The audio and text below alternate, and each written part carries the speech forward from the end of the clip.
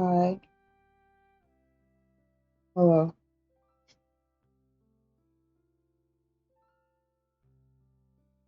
So, I have an exam tomorrow, so I'm gonna study for it while streaming because that way people can make sure that I'm actually studying.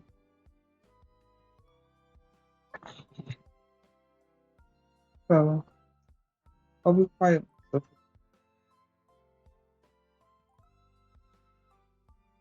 maybe spout some random words here and there as I practice my pronunciation.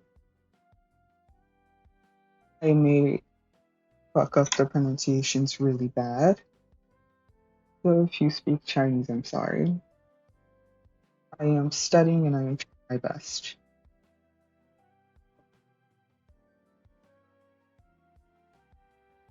Besides that, I'm gonna start studying now.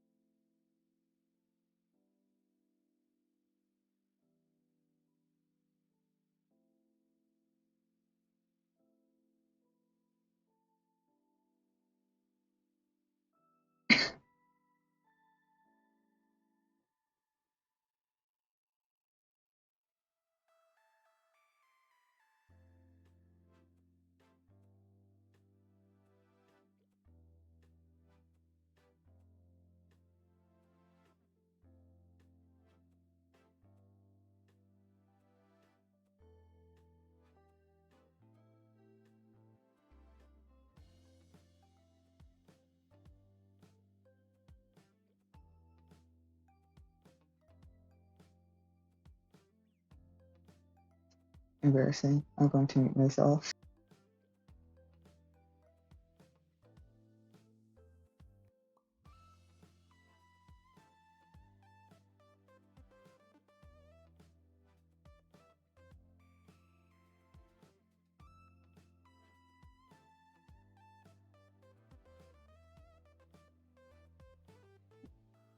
New York, New York.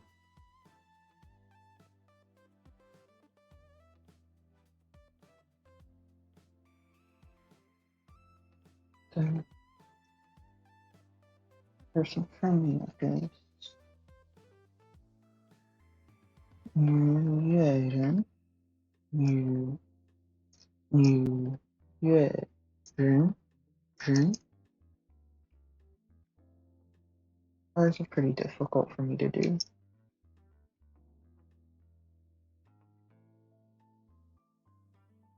New Year.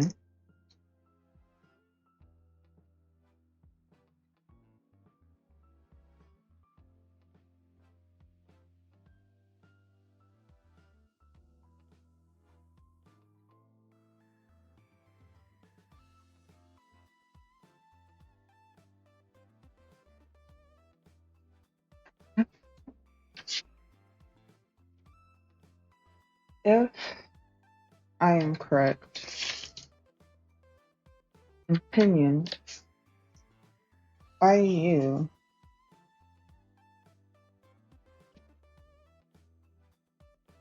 you, it's very difficult to pronounce. Is it?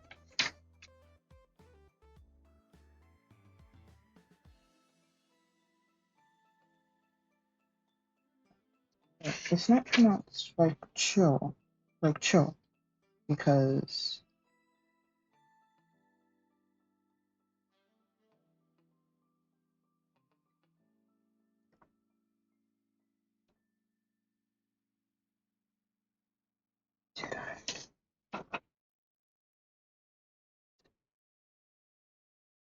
That is fine. That is fine. That is fine.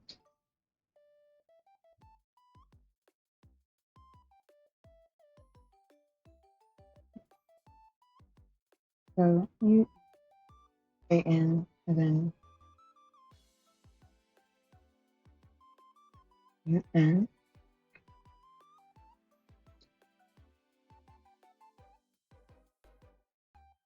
Oh,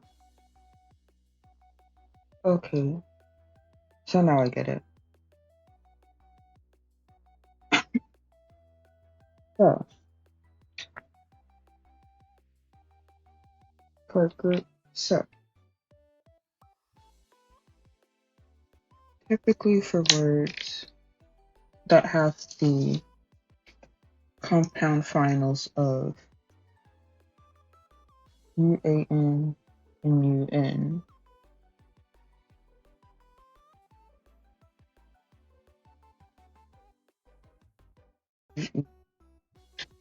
Yeah, that's not what I use. The UE will always use the weird U. UAN and UN if it is the regular oo sound. Typically, it would be replaced or there will be a W. So UAN, essentially you would become W and then it would be pronounced is sort of unique one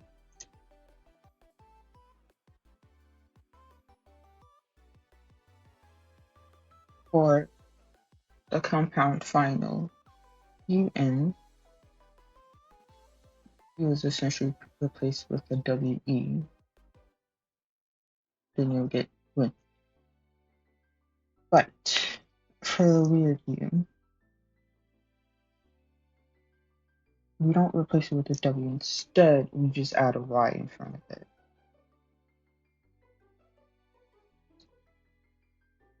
Meaning that if it's ever a YW, then you do. Or if it's if it is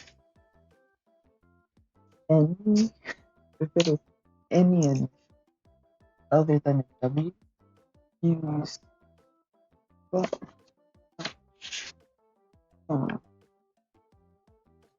essentially if it's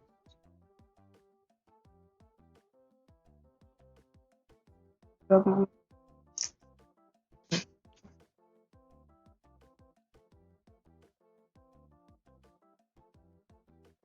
Very confusing.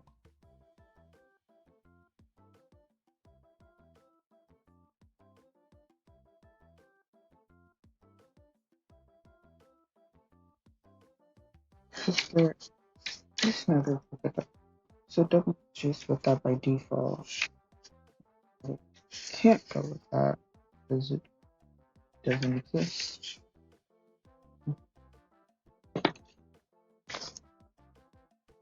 In this case,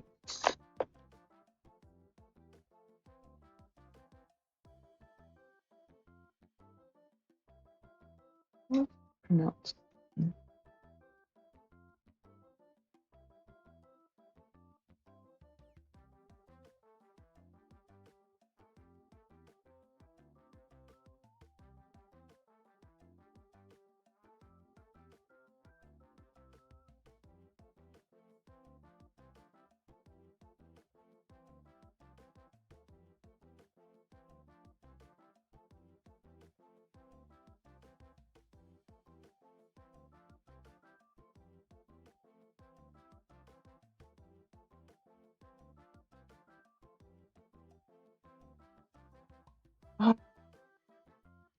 Yeah, so it's pronounced like here.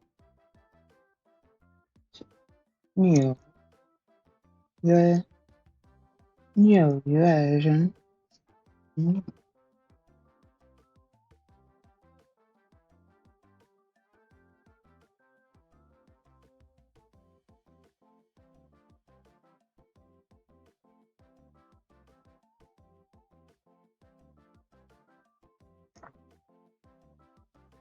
Yeah, yeah, yeah,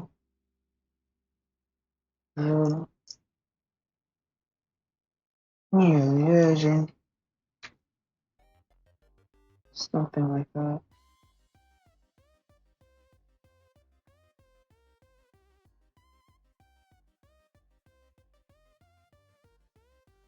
Specifically, the exam I have tomorrow is a Chinese oral quiz, meaning that I have to master pronunciation, which hasn't been my biggest issue in class so far. It was the listening. That that is my biggest issue. That's what I'm worried about.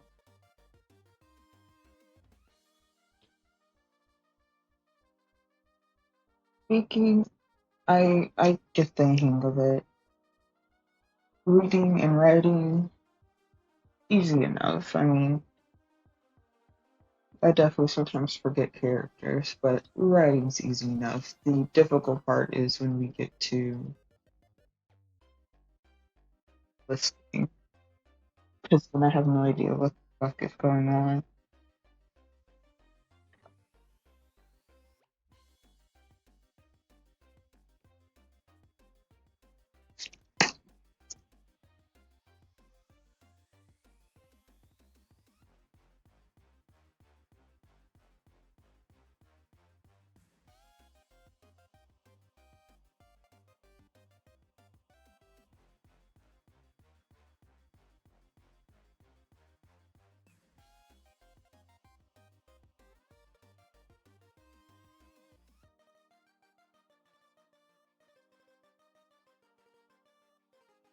And I would say these were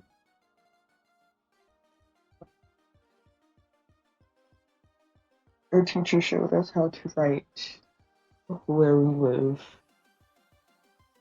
in Chinese, and that would not be good for me to do. We were not saying these words.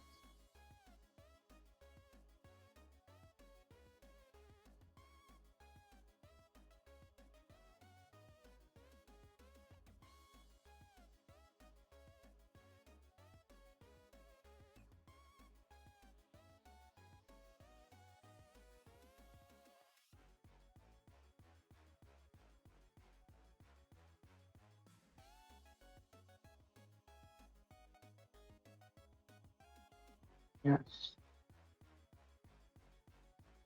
The tone on top of the E, not the I.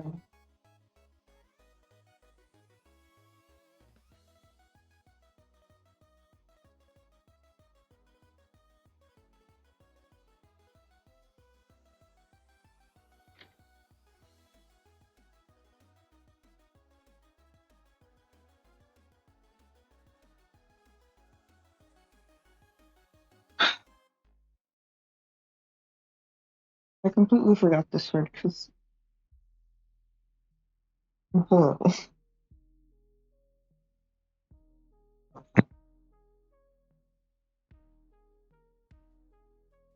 照片, 照片, which means picture.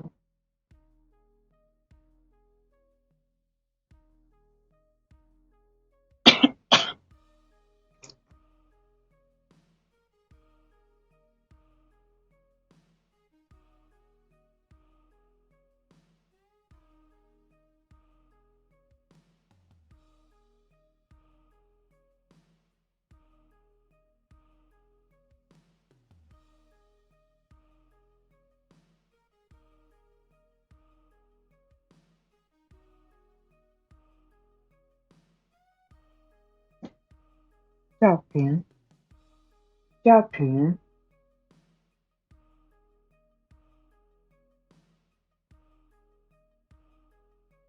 which means picture or photo.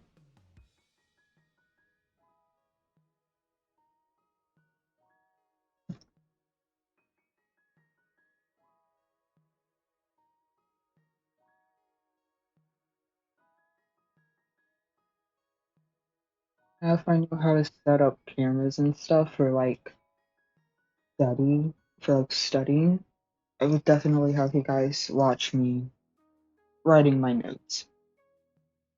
However, I don't know. Uh, sorry, alarm. Anyway, I would definitely have it to where you guys would actually see me writing my notes. But I don't know how to set up a camera to do that without it potentially not being at all sturdy and then following and then doxing me. So I'm just gonna stick with this.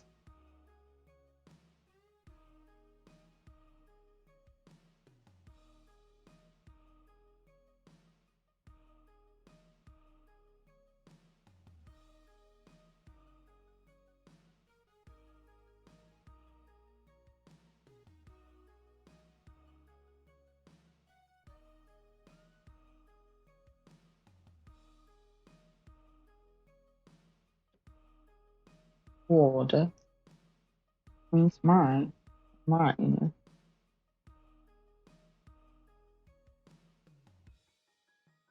Just is possessive, like an apostrophe S.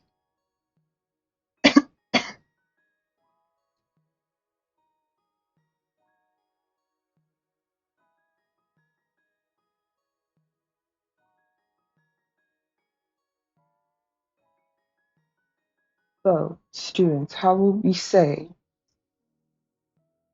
"You are my teacher"? Well, my dear precious students, say very slowly and carefully. 你是我 yeah. 你是我的老师。老师. I don't know how to. I suck at first tones because first tones make me feel like I have to hold it.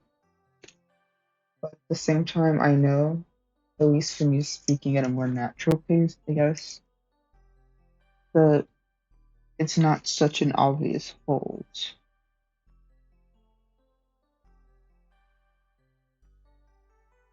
But I also feel like if I don't hold it, it may get confused for like either like having no tone or being like second tone or fourth tone. Especially fourth tone if it's too short, because it might go down. The key to first tone is like in my head is being monotone and holding the same note without actually moving the pitch, tone, or volume anywhere. That's how I think about it.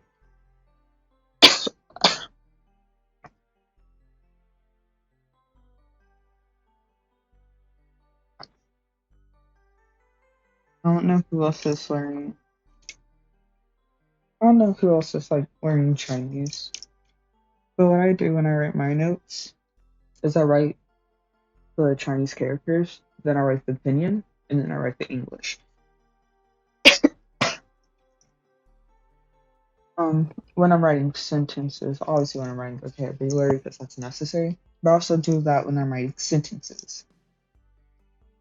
I also will sometimes write the sentences without the pinyin. I actually do that pretty often, but I like to write the opinion because it helps. When you write the opinion, you write the tones. And writing the opinion helps me remember the tones for all of the words. So I never get confused about what tone to use in this word or that word because I've written down the opinion so many times, which it, again includes the tone, that I essentially yeah, that I like essentially um memorize, I guess, the tones for the word.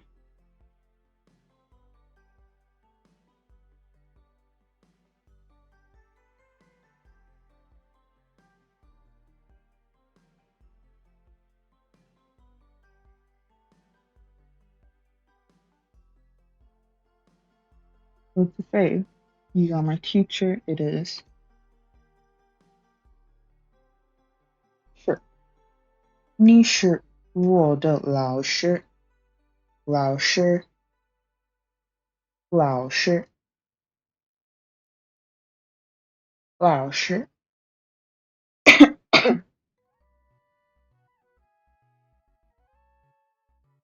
Now we have a really long sentence.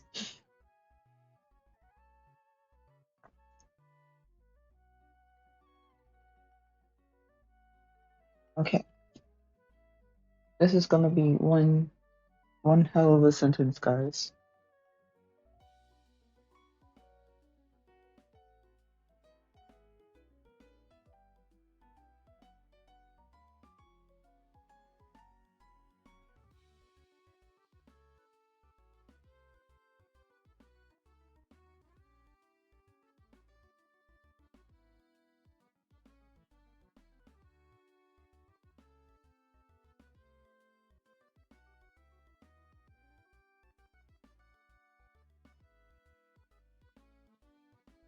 Okay, so it's a long ass sentence. Teacher Wong is not my teacher. Teacher Lee is my teacher.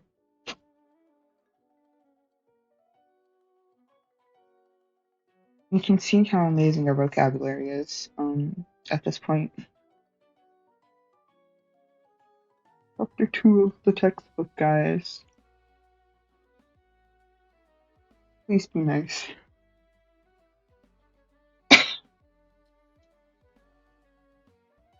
方老师 Boo Boo. When Boo is next to here's a little fun tip. The word boo, boo means not. And then sure means like am or to be. And sure are both fourth tone. They're both fourth tone. However, if you have them next to each other in a sentence, boo becomes second tone. Instead of saying 不是, it's 不是. So that way the tone goes up and then it goes down instead of having two tones go down next to each other. Why does that happen? I have no idea.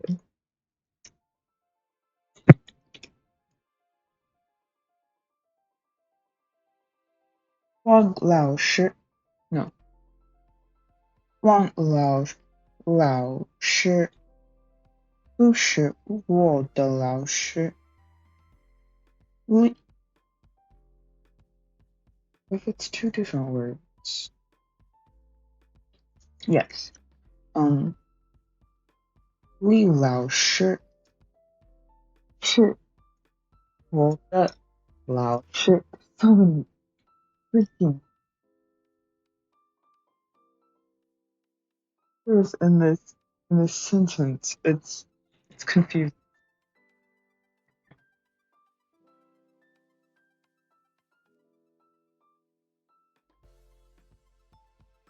汪老师不是我的老师，李老师是我的老师。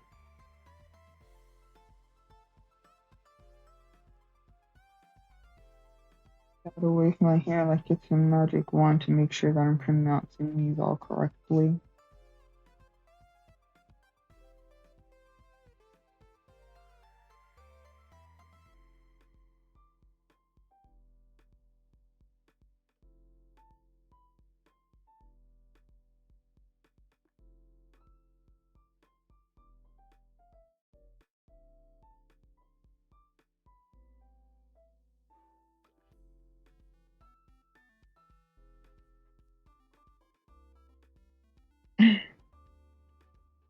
Which means Teacher Wand is not my teacher.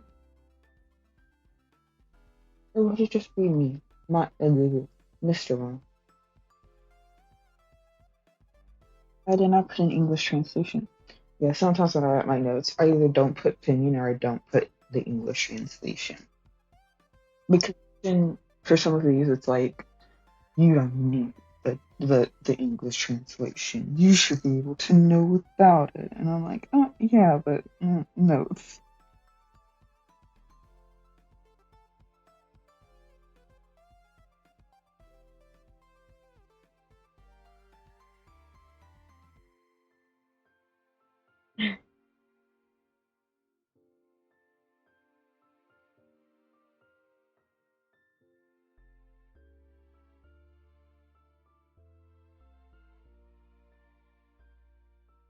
Now, some of you guys may be asking, 你的中国学生吗？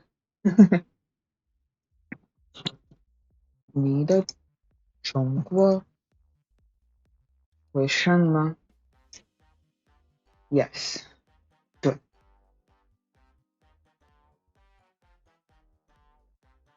我我是我是中国学生。I am a wait no wait no sorry, it's not 国 it's when 你的中文学生吗？对 wait I keep messing this 你是中文学生吗？对，我是中文学生。I am I am a Chinese student, as in a student who is studying Chinese. I'm also studying Japanese, which is it's not when they don't use when to say Chinese. They actually right? Or is it just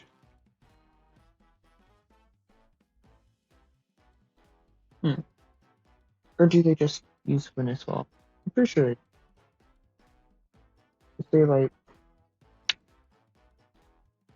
oh yeah, they use when. But they don't say 日本 日本 which is Japan. In Chinese they say 日文 which in Japanese language.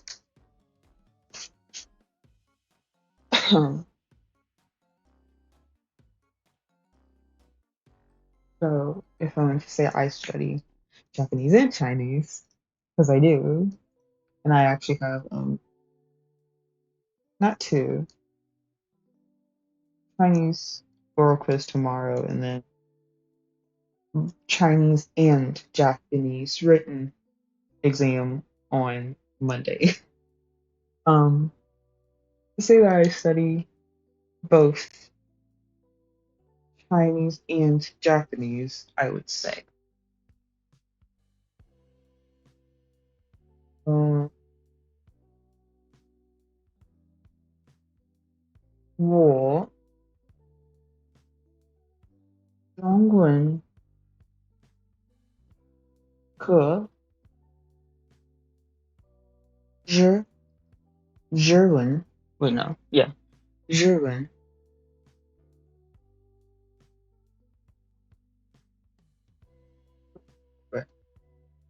右手 which means I study both Chinese and Japanese.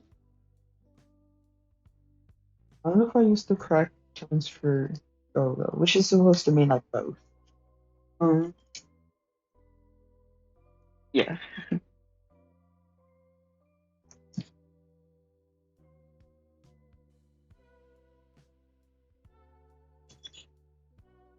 I should just go ahead and actually off my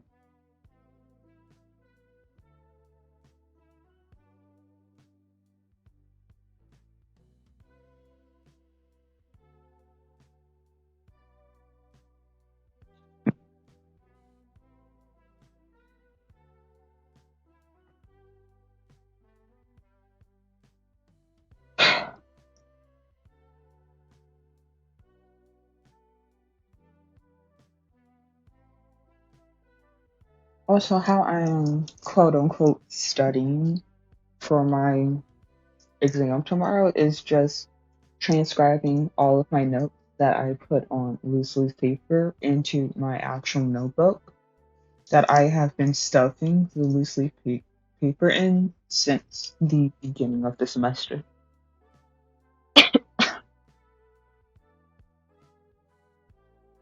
So, yeah, me studying at this moment is just me transcribing my notes a second time, which is actually kind of nice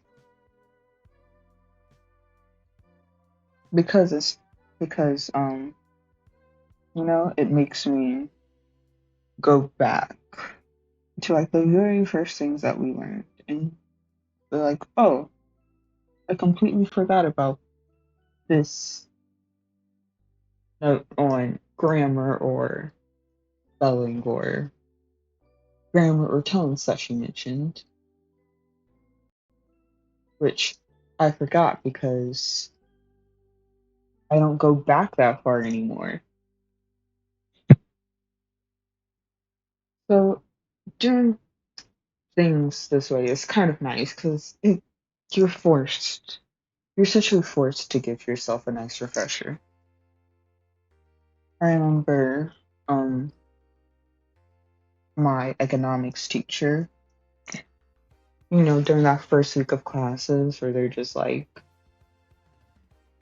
yeah, during that first week of classes where they're just like, yeah, so here's the syllabus, and here are the rules. My economics teacher was just like, yeah, when you study in a pyramid format. Don't just like study like what you've learned currently.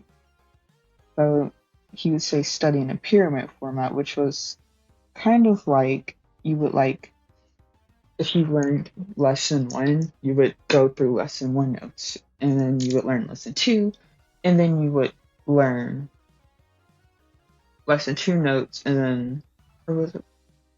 And then you would learn like lesson one notes, then lesson two notes. Then you learn lesson three, you learn lesson one, lesson two, then lesson three notes.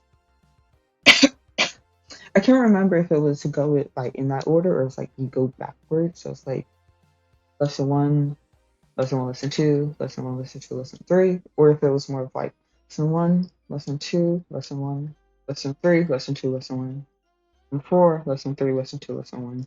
I can't remember exactly why he said to do it, but I do um like understand and I think it's a pretty good idea to still study in that pyramid format. I just haven't been doing that at all. I actually haven't been studying at all this semester. That's why I'm streaming to hold myself accountable for studying because I suck at studying at home and I need someone to hold me accountable. Otherwise, I'll never learn anything. But yeah, so I guess what I'm doing is kind of like that. Starting from lesson one, and then we're going all the way to where I am now. This is actually, I mean, I guess compared to like lesson one sentences, which can get complex, it's a little bit more complex because we have more words and then more grammar. Yay, grammar.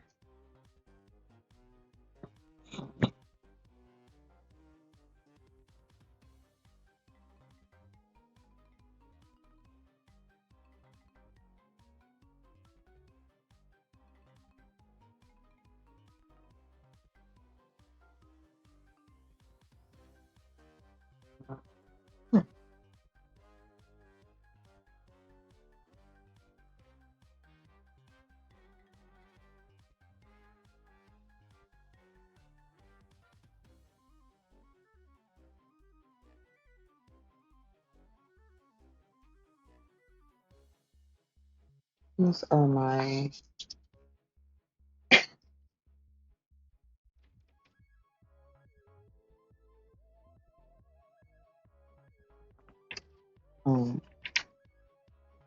the heck are they called again? My my more recent notes, my recent notes.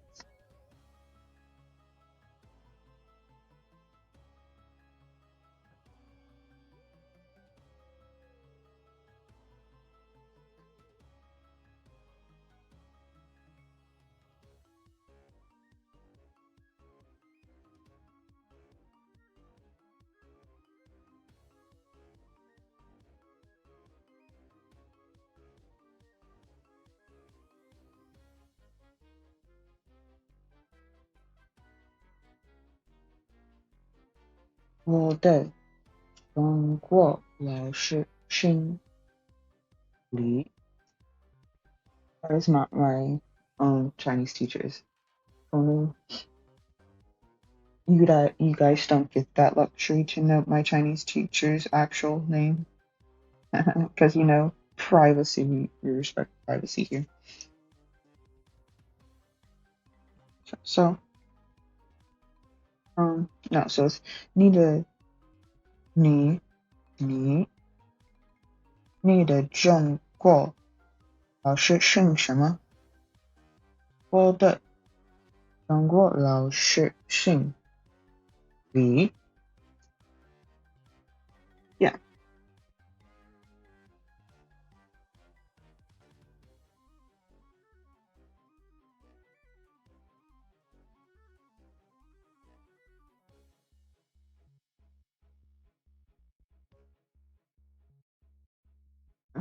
It's such a complicated character, like character to write.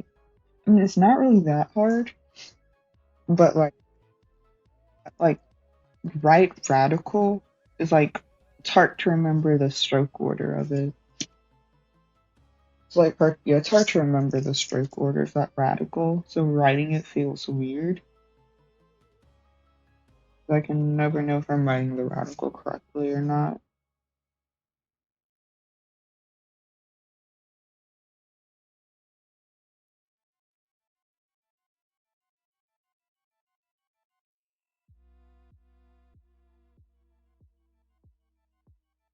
Goes.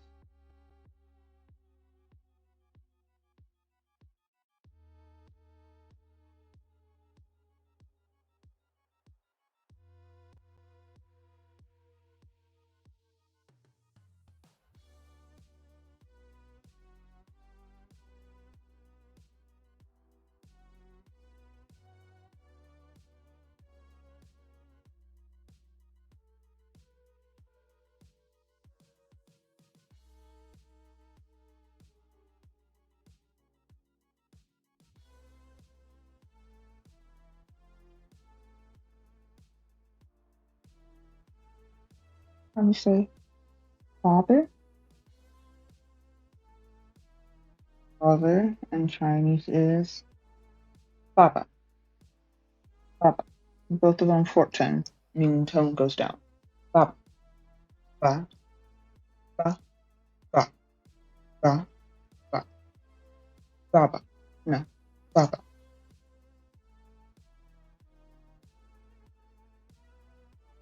Mother has two first tones. Mama.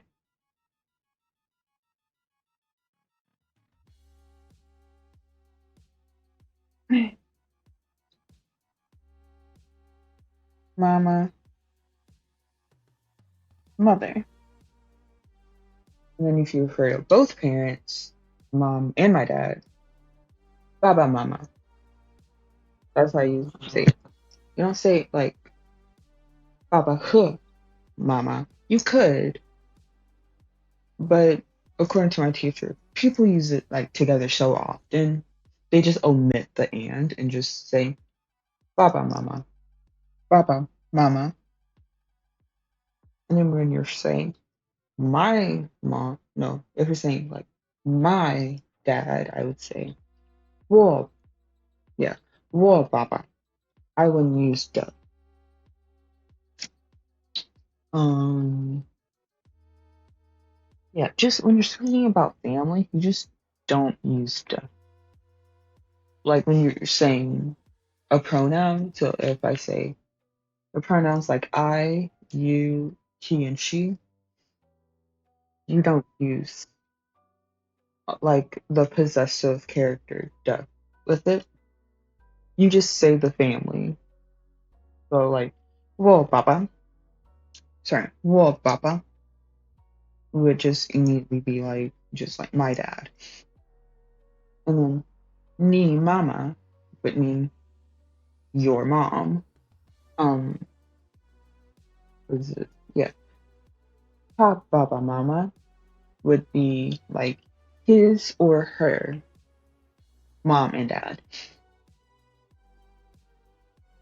But if I wanted to say like a specific person's parent, um, using like the character names from the textbook, let's say I wanted to say Wang Peng's parents, I would say um Wang Peng de Baba Mama, which would be like Wang Peng's parents or Wang Peng's mom and dad or dad and mom. But yeah, that's just how it works.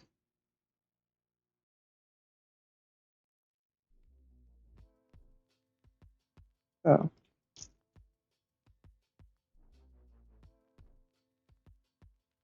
does that mean when speaking,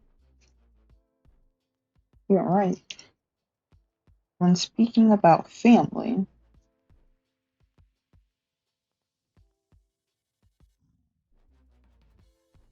you don't use the, which, oh man, for people who do not know what that is, yeah, me studying is just gonna be me teaching you guys Chinese. I'm gonna do another. Mm, okay, okay.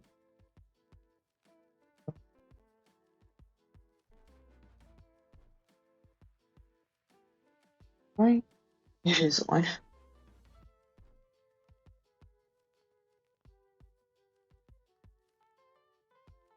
It is not on. Wait, let me fix that.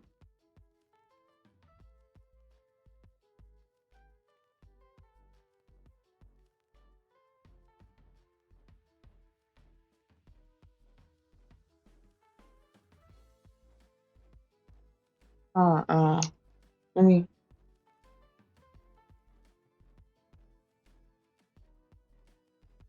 How about if I do it this way? No, I just don't think it. Uh, I found the way, guys.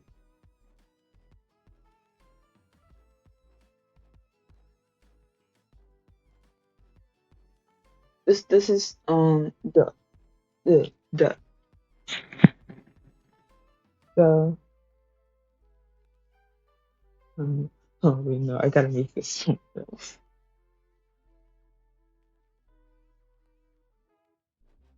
We're gonna have you like tiny, tiny, tiny in this corner.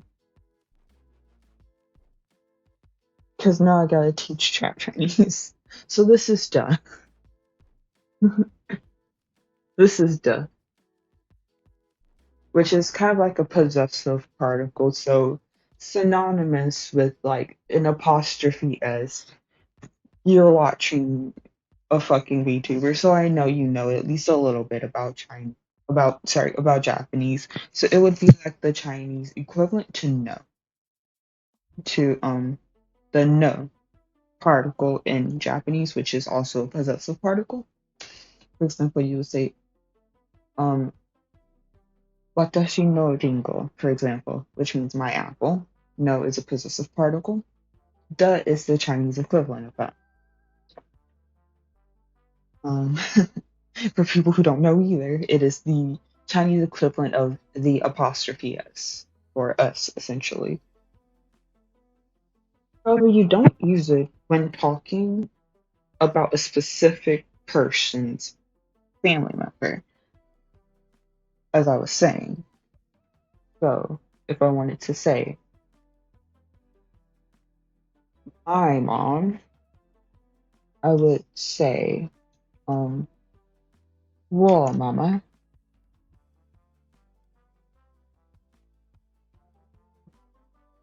Two different fonts like that.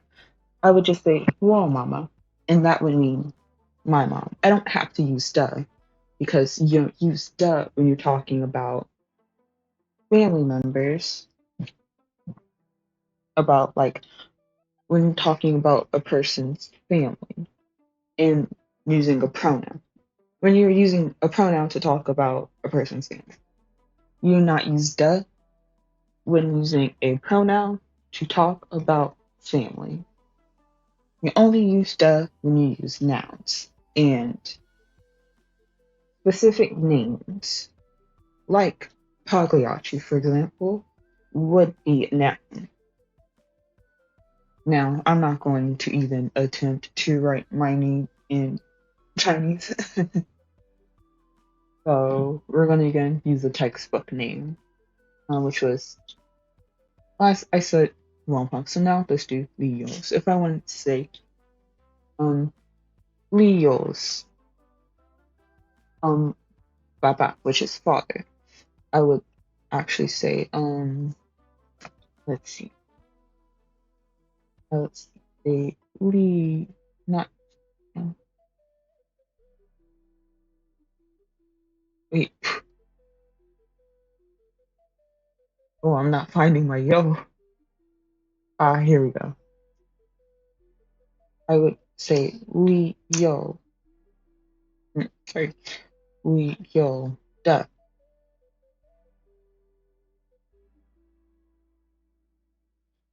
Let's work. I would say Lee yo Baba.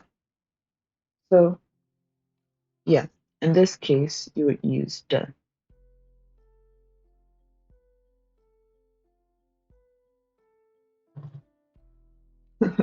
Study for exams with me and parentheses teaches you Chinese.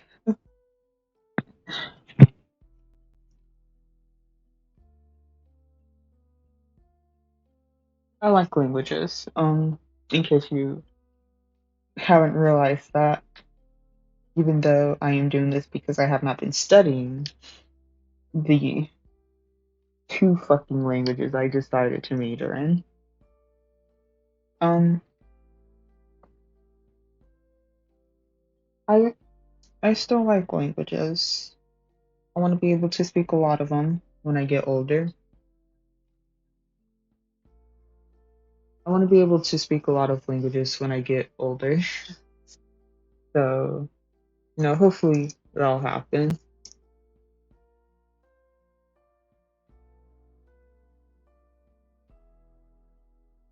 But right now we're only starting with two: Chinese and Japanese.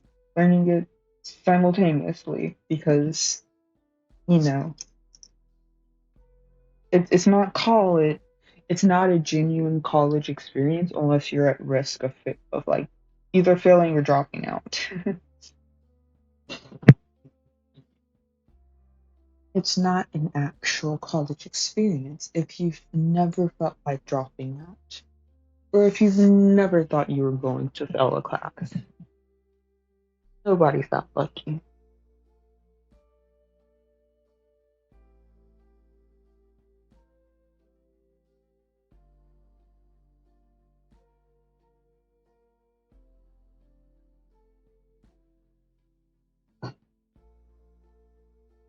I'm not gonna lie, I might skip over to like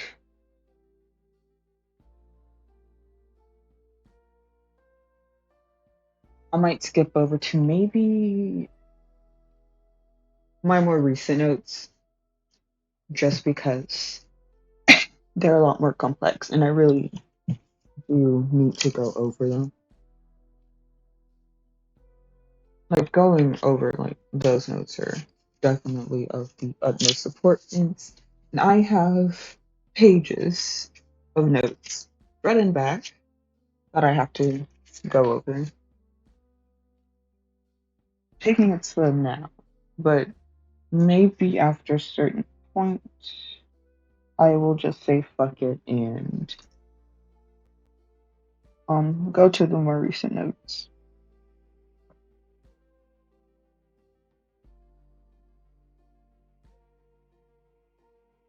Again, wish I could actually go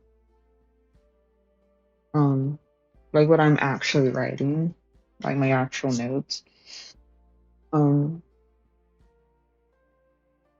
so some of my notes would be doxing because for a lot of the examples we use in class, we use like our real names, our teachers, name, classmates' name, and I respect other people's privacy, and I also respect my own.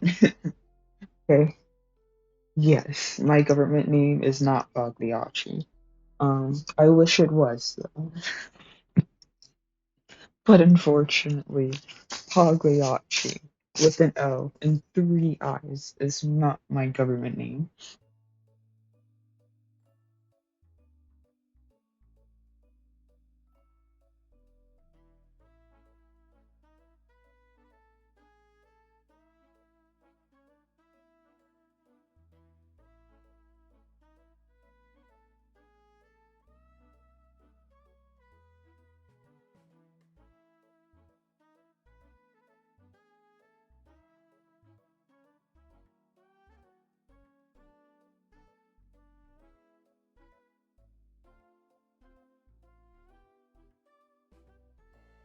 And it kind of annoys me that at school the Chinese is one of the language departments that is so small. Like as someone who's in both the Japanese and Chinese, I guess like department of the language department, tiny. Like we have two teachers. I'm pretty sure, like just two teachers who teach Chinese, and then no one else. And of course, like things that talk about like history of China or whatever. We have like other, but they're not necessarily considered a part of like the Chinese foreign language department. They're just a part of. They're part of like a different part. I think they're part of like Asian studies, like the studies of like Asian history or freaking um from like was it interdisciplinary studies. They're like a part of some other department. They're not a part of like the actual language, like Chinese language department at our school. So it's kind of so we're really small. And then the Japanese is huge. They have a lot of teachers, a lot of students. And I'm pretty sure and I know for a fact that like Chinese is not the only like small language department in like the languages department. That sounds pretty redundant. I would say language is not the smallest language in like the entire department. Like there are other languages that I think are not that popular. Um, or yeah, not that popular, or just like have generally like small classes. Um, like I know Japanese big, Spanish is big, French is big. They have like lots of teachers. Yeah, they have like lots of teachers, lots of faculty. I don't think like the not as popular or like commonly spoken languages, especially in America, are that popular. Or so languages like Chinese is not that popular because generally our classes are pretty small. Like everyone in my class knows each other because like everyone in our like in my class are essentially like buddies in some degree. Like, even if you don't like, I don't know. I wouldn't say that I'm like buddies with every single person in my class, but like, I've had decent conversations with like half of my classmates. I would say that I'm good acquaintances with like half of my class. So, yeah, it is not at all like that big.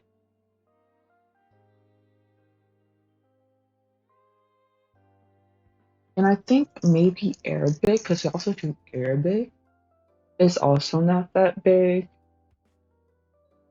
I don't know how many teachers they have, so like I can't confirm nor deny that it is a like tiny class, whatever. But just from my experience, from all of the people who I've like met who are a part of the language department, none of them have none of them are like Arabic or studying Arabic rather. None of them are studying Arabic.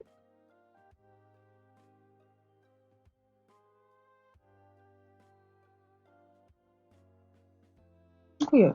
Yeah. None of them are studying learning Arabic. So I'm pretty sure like Chinese and Arabic are like two of one of the smallest. I don't know all of them, but I know we're pretty like from what I know, like us two languages are like pretty small compared to the others in the language department,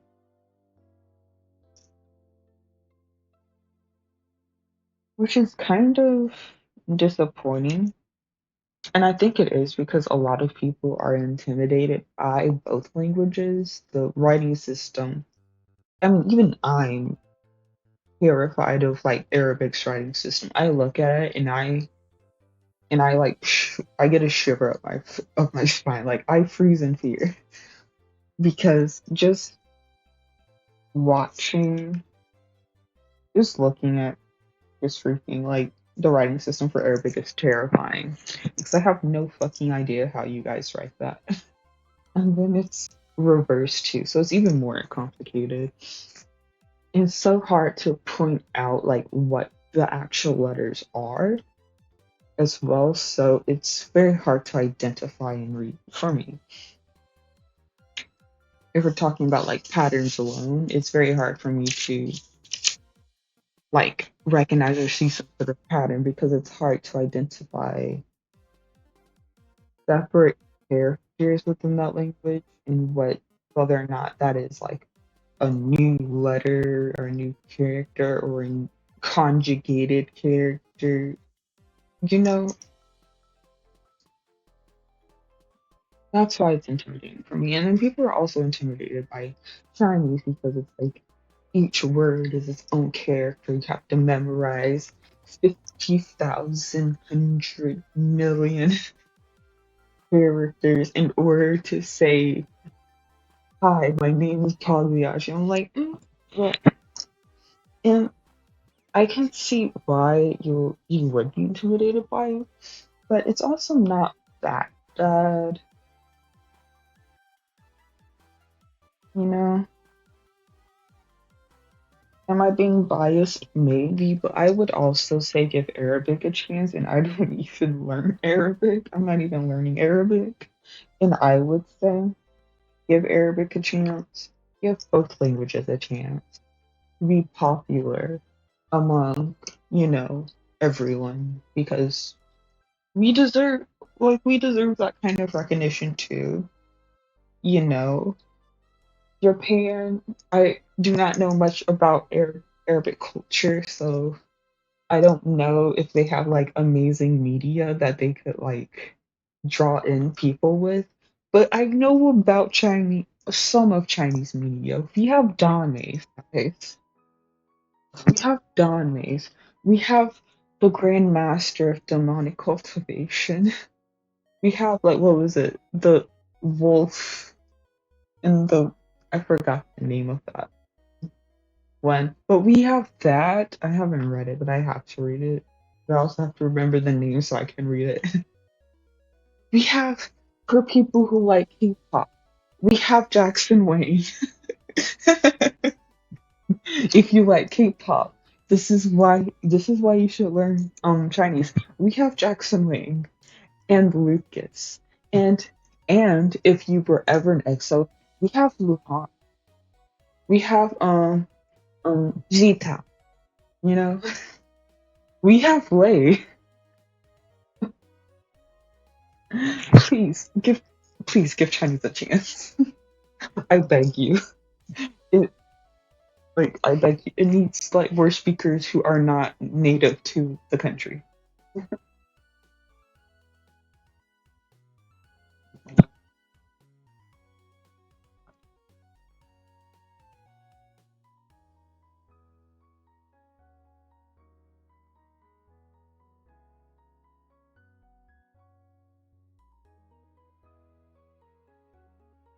Your picture?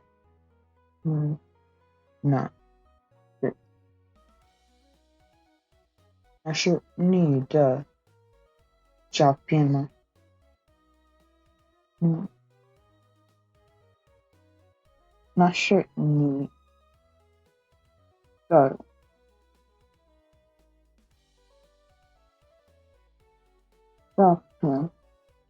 照片吗？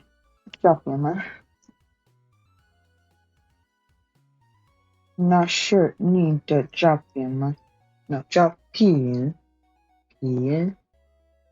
吗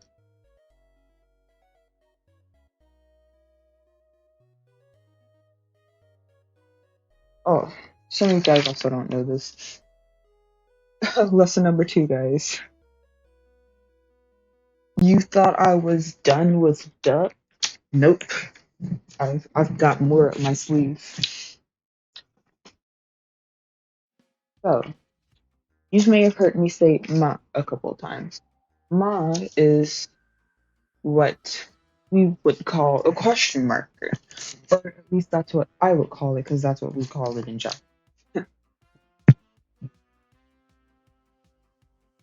This is ma. Ma is a question marker. It's eh, eh, wait, are you on English mode?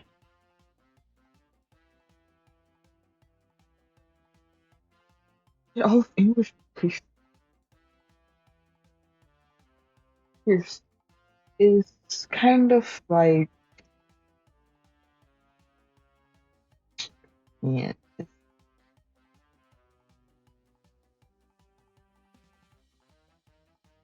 Enter. There we go. Ma is kind of equivalent to ka in Japanese, meaning that it's a question marker. You put it at the end of a sentence. At the end of a sentence to um essentially tell the speaker that it is a question. This is actually especially important in Chinese because when you speak, because meanings of words can change depending on tone. You cannot say something in like an inquisitive questioning voice. Like you can't be like, oh, like what's your name? You can't raise your voice to like show like inquisitiveness or like question because you're essentially doing a second tone when you're doing that because when you do a second tone, which would be like what's a word with the second tone? Fuck is a word with second tone, guys. So many of these words have fucking fourth tone. What word has third tone? What the fuck? Um, joy, joy. We'll use that as an example. Joy, which the full word joy would mean like to feel or to think or something along that lines. But for there are words like joy that have like a rising tone, which is kind of similar to the which if you ask something inquisitively like, "Oh, what's your name?" you kind of raise your tone when you ask questions to help indicate that it is a question because Chinese, is a tonal based. Is it tonal? Tonal based language or whatever the proper term for that is. When you speak Chinese, you cannot use a questioning or inquisitive tone because if you have a word that is not second tone or that does not have a rising tone and you make that and you do that like questioning inquisitive sound, people are going to think you're rising the tone, then you're going to change the tone of the word, then you're going to change the meaning of the word, and then you're going to be misunderstood. So that's why we have ma. You can't say things questioningly, but you can use a question marker to indicate that this sentence is a question. Japanese is kind of different. You can ask things inquisitively. If you use short form, aka the more casual way of speaking, meaning you don't end the word with like desu, masu, and in this case of asking questions, you wouldn't say things like desu ka or masu ka. Um, you can honestly kind of just say like the question. For example, if I asked like, do you intend to learn Chinese? Do you intend to learn Chinese? Do you intend, sorry, to learn Chinese? Um, in Japanese without using ka, I could say questioningly. I could say, this is like a pretty complex sentence for me, so bear with me. Um, um, は中学語を勉強するつもり? See how I kind of raised my tone at the end, um, omitting the freaking subject, which is kimiwa, which means like you. Um, if I just said, 中国語を勉強するつもり, I raised the tone at the end because it's a question. And if I wanted to say it properly, it would be 中国語を勉強するつもりですか? But you would still raise your tone because Japanese is not dependent on tones for the meaning of its words. It can. There are words that are similar that have different tones, and you would use different tones based on the word. For example, ame means candy. It also means rain. So there are proper ways of saying the word when you say it as candy or rain. There's like proper different ways to say the word. So if you were so tones do exist in Japanese, but the words and its meaning aren't as dependent. So you could still like raise your tone and be like, tsumori, and as a question, and people will understand like, oh, that's a question because it sounds like a question. You raised your voice as if you were asking a question. But for Chinese, you can't do that. You have to use ma. You have to keep the tones. It was definitely difficult for me because you're just like, huh? Because, when you're asked questions, you're just like, huh? But when you can't ask questions or when you can't just be like, huh? Because you could change the meaning of a word, you're just like, in your head, you're just like, huh? But you have to not sound like that in real life. Otherwise, you may fuck up a word really bad.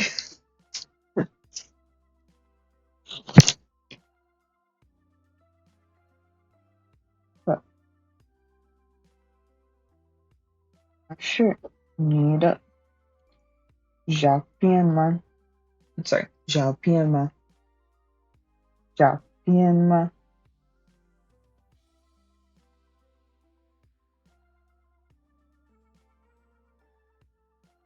which I just asked. Is this your picture? Yeah, I got this picture. This picture kind of look like you. This your picture, my guy?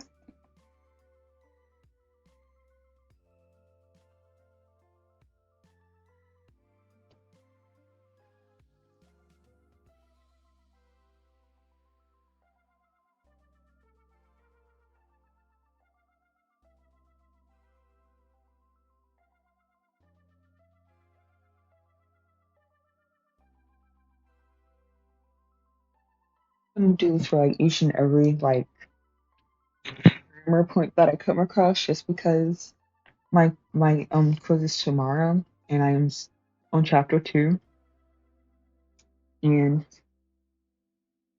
I really need to one get these notes done before the next semester starts, and and also I really have to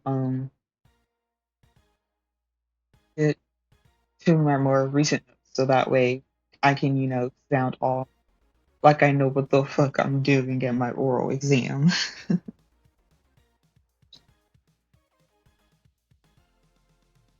I might skip around at some point.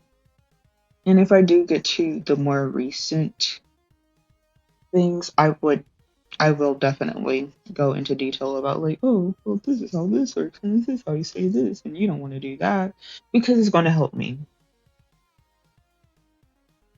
And I'm a selfish person. So if I can teach myself Chinese by ranting to you about how the fuck to properly speak Chinese, then that's exactly what I'm gonna do. 这个人, which means this person. 这个人, 这个人, and then there's 那个人, which means that person. 这, yeah, so 这个人 or 这个人 is this person. 那个人 is that person.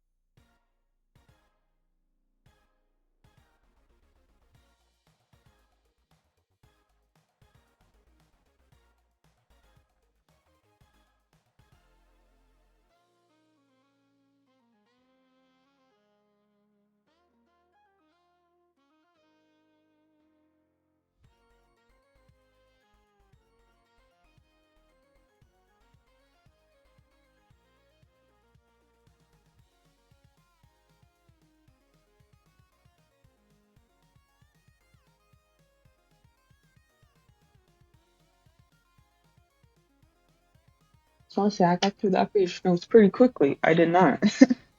I did not get through that page quickly.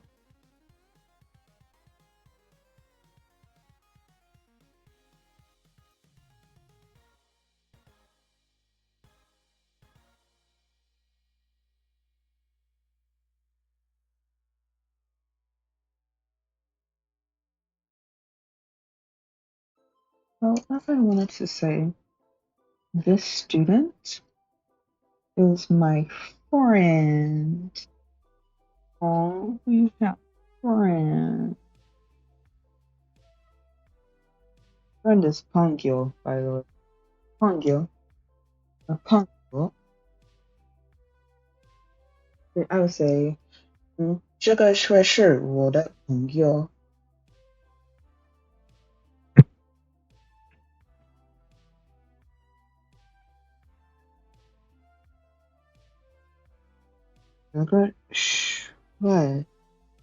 Wait, no, 帅.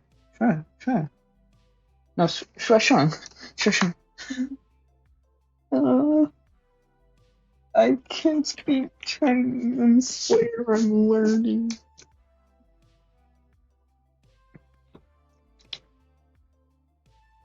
Okay, I'm still learning, guys. There's inevitably going to be some fuck ups. What matters, though, is that I catch those mistakes and then I fix them.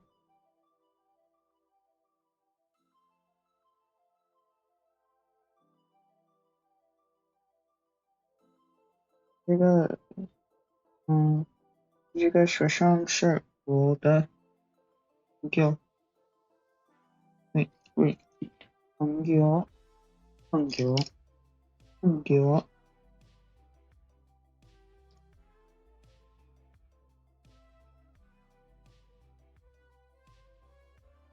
呃，这个生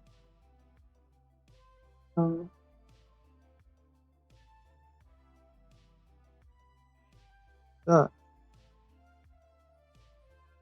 朋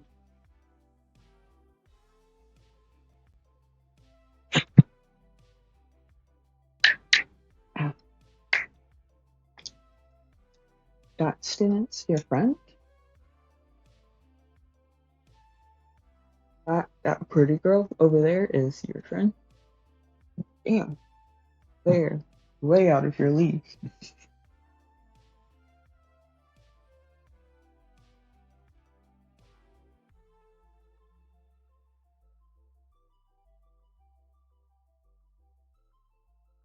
Good, yeah. 那个学生是你的朋友吗？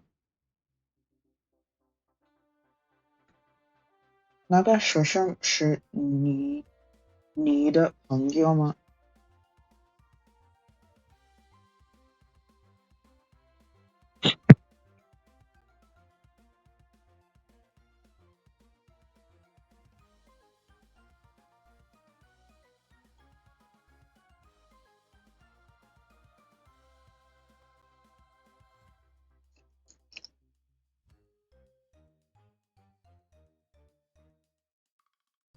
啊是。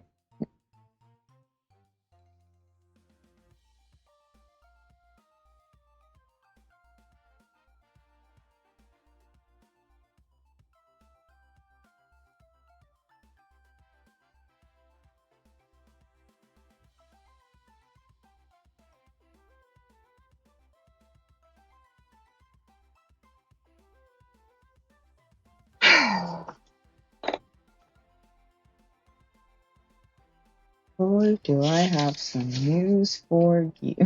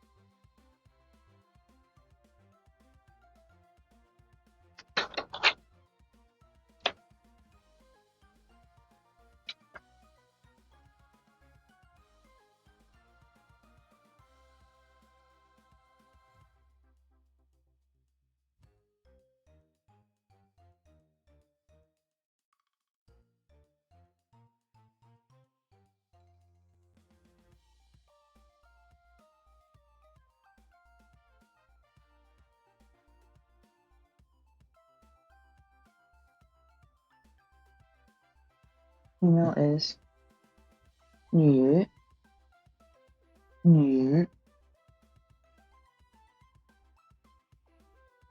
female or like girl or woman or whatever. If you wanted to say girlfriend, yeah, girlfriend, new 朋友, that would be new 朋友, that would be girlfriend. Now, if you want to say you have a friend who is a girl, a female friend, you say new 的朋友. So you would add the "的" in between it to help differentiate between girlfriend and then a female friend.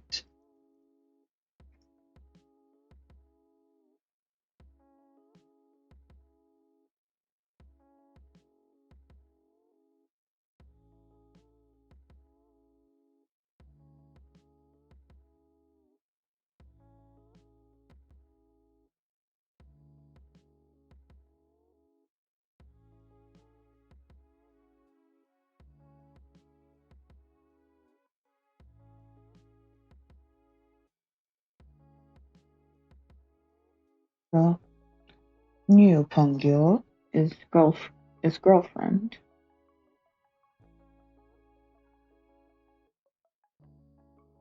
And then New Pongyo is female friend.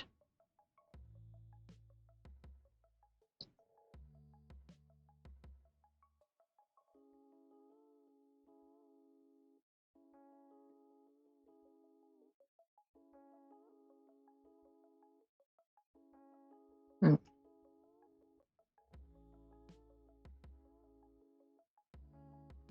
The same rule applies with male, which is nan.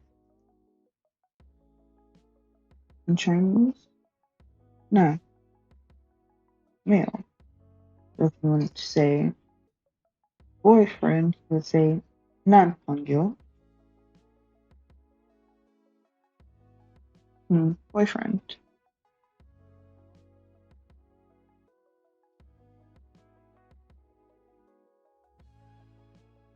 If you wanted to say a male friend, however, you would say nanda pongyo.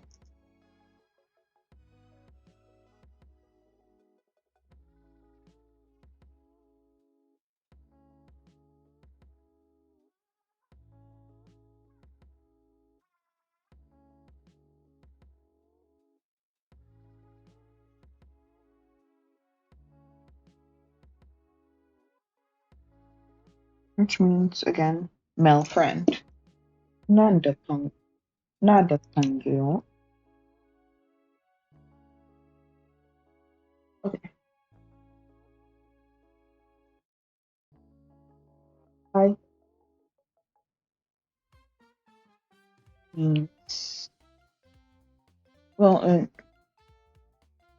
not really East one's own, so ignore that.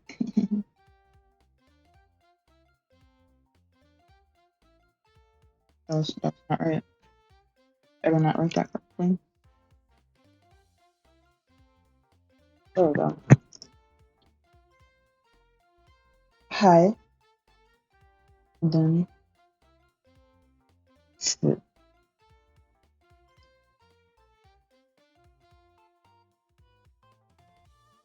With no terms. Together, they make the word.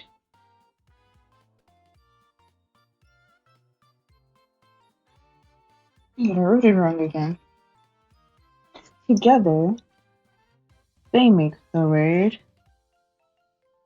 "haizi," which means child.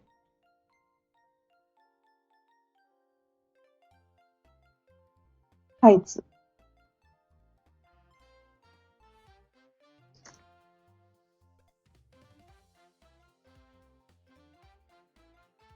If you wanted to say a girl or a boy, you use the characters that we learned before. So, if you wanted to say girl, you would say,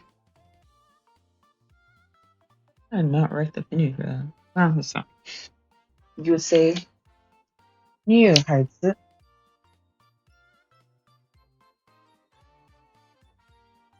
To say girl. 女孩子.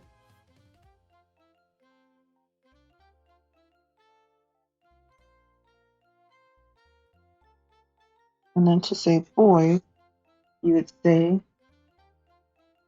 男孩子. 男孩子.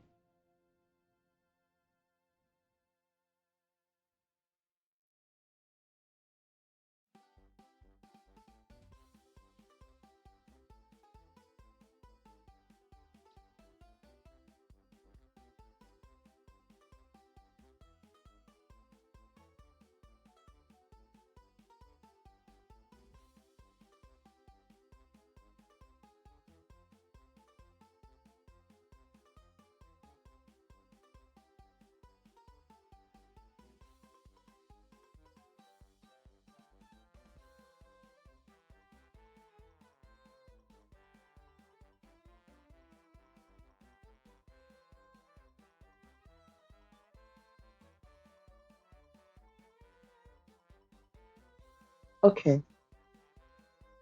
I'm jumping around now. Hmm.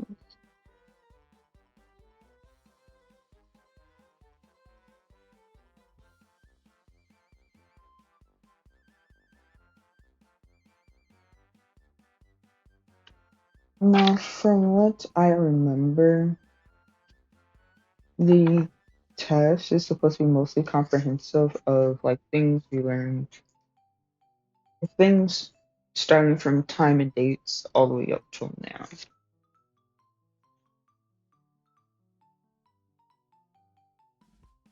However, I will start a little bit before that because why the fuck not?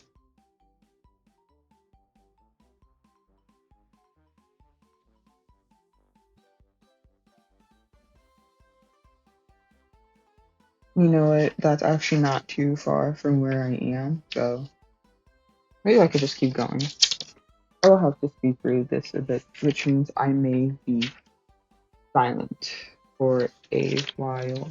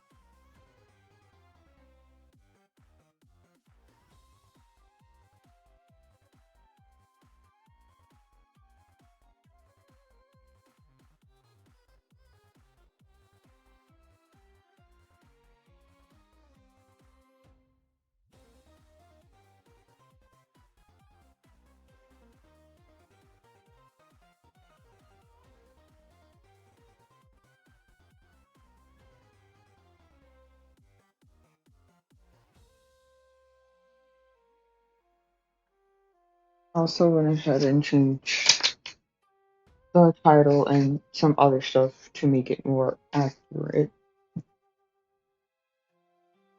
or more detailed or whatever.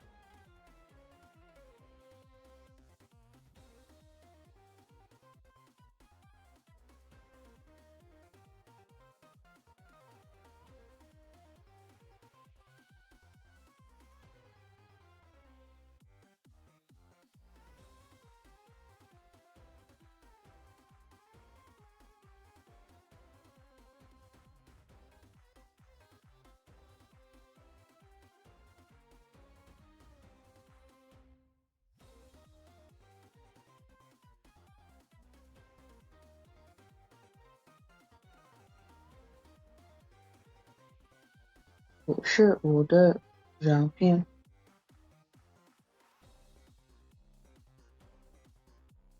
是我的照片。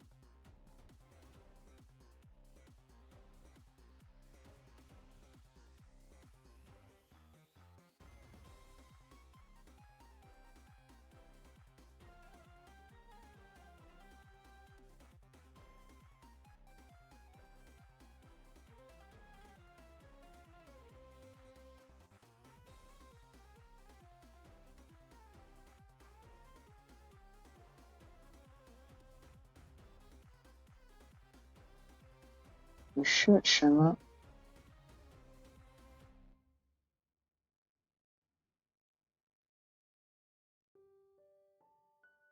那 yeah yeah，你是什么？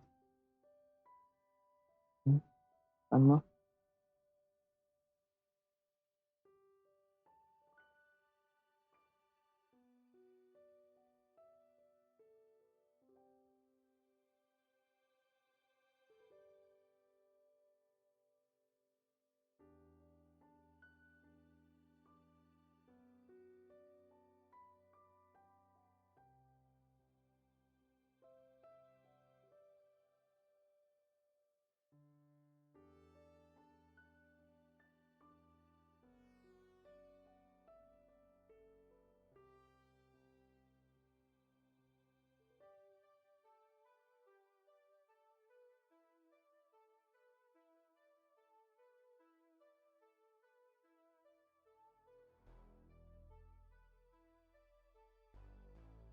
这个孩子是谁？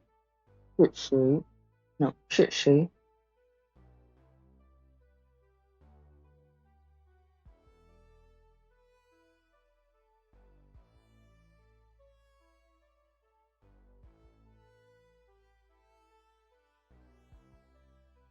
有有个女人，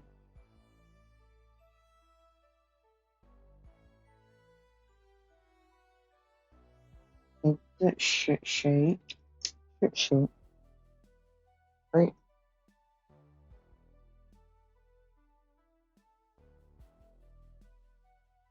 是谁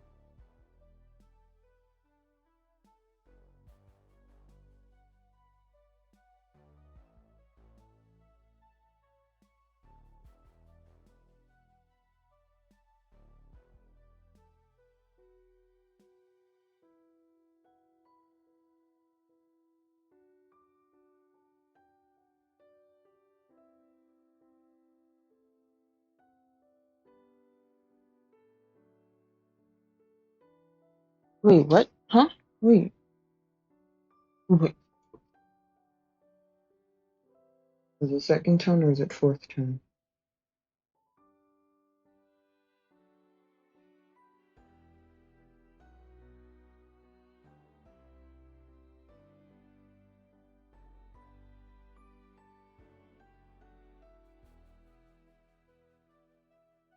It is fourth tone.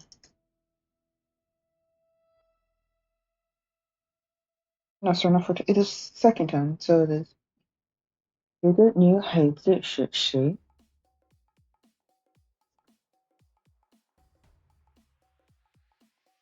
嗯，你是你的朋友，朋友。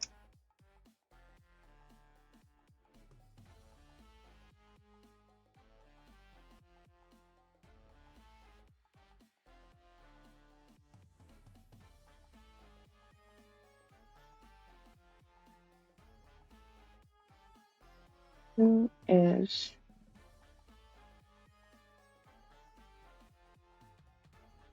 这是你的朋友，which means who is your friend？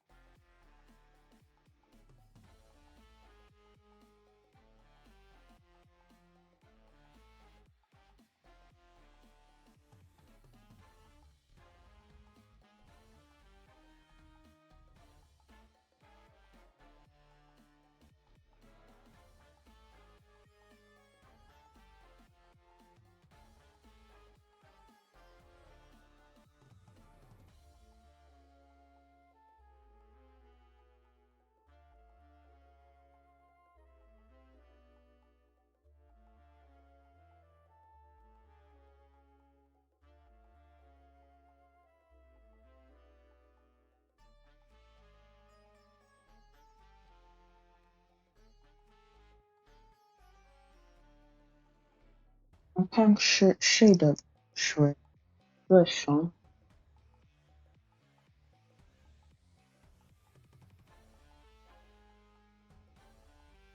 王胖是谁的嗯，那王胖是谁的学生？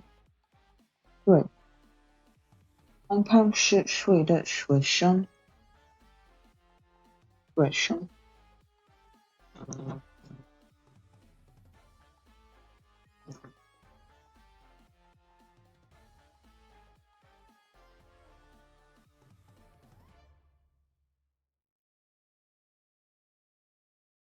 Which means one point is whose student.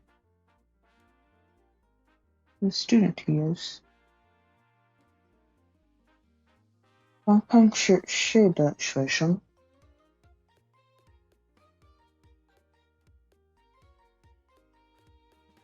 ？Now, guys, you must be so tired of referring to people by their names. It can be tiring by their names and their titles. It can be tiring, I will admit. Well, I have just the solution for you. Ah, or rather, ta. Ta is a pronoun that means he or she. Yes, indeed, my friend. Chinese has gender neutral pronouns by default. Means he, but it can also mean she. However, how you write it does differentiate whether you're talking about he or she. However, both are pronounced the same. Ha, ha, ha.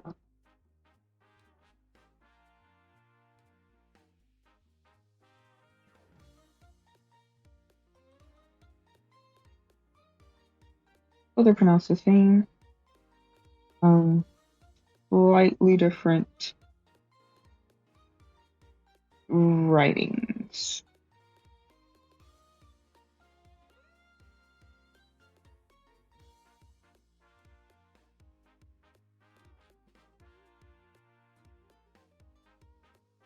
I'll show you. I'll try and done writing it myself.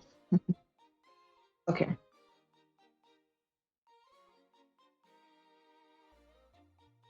So, ta can be written in two ways, and that determines whether or not you're talking about a girl or a guy. I think it's still on Jack. So, ta, when you're referring to a guy, spelled or is written this way. However,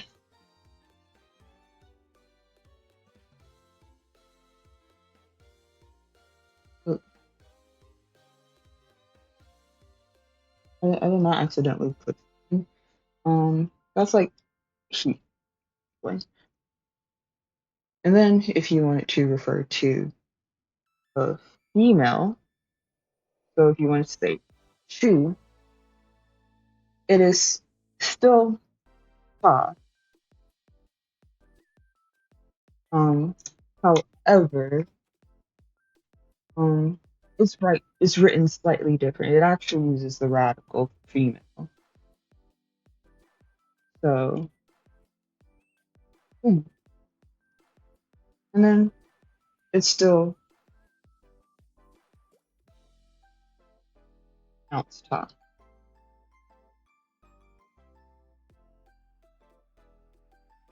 Let me make this. Yep.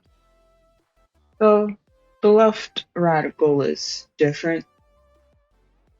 For she, it uses a female radical. If you are a Japanese nerd, which you probably are, because again, you are watching me. Um, you'll recognize this word to be thing in my nostril.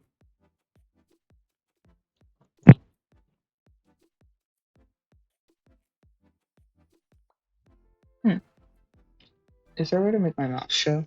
I don't know if I can do that here.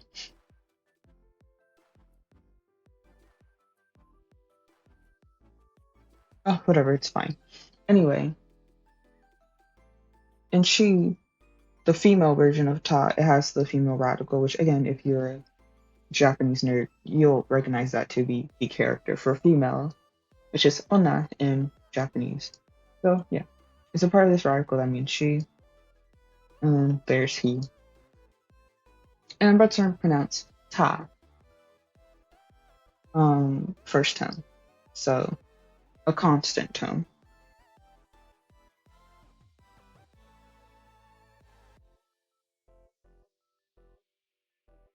Now, if you wanted to say his, for example, if you wanted to say um his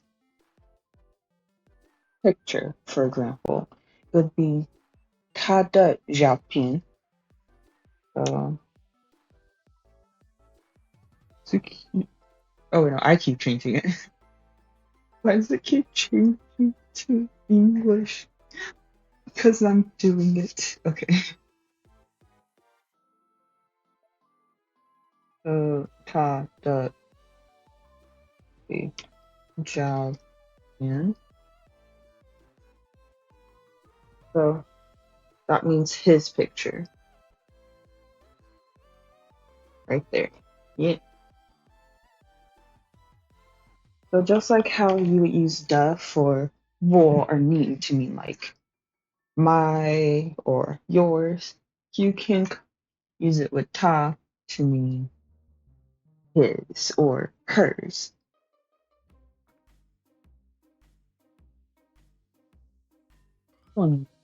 Since "ta" is considered a pronoun and not a noun because it's not a name, if you want to say his mom and dad, you would say "ta baba mama." And you don't have to use "the" because you do not use "the" when you are using a pronoun to talk about family. So you could just say "ta baba mama." So yeah, so you could just say "ta baba mama."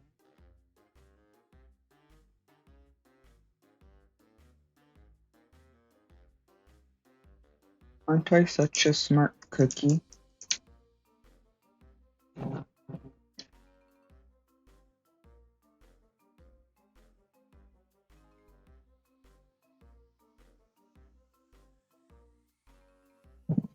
So if I wanted to say, for example, if I wanted to say,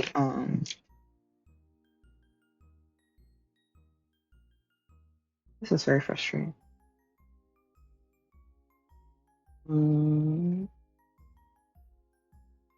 Just forgotten my setup.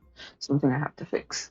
Well, if you wanted to ask the question of if you wanted to say he is Professor Wang's student, you say 他是王老师的学生.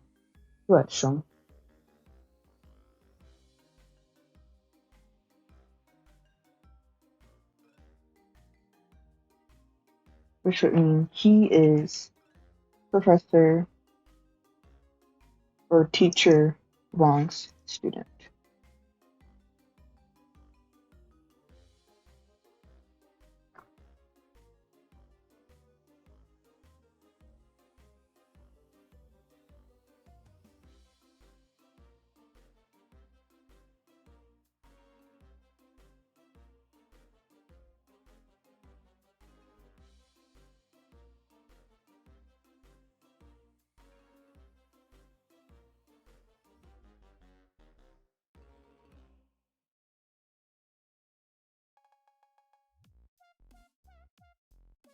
My setup is sure keep that up there. Anyway, my setup's very confusing. Ooh, if I do that, I myself. Excuse me. Well, I fixed my setup.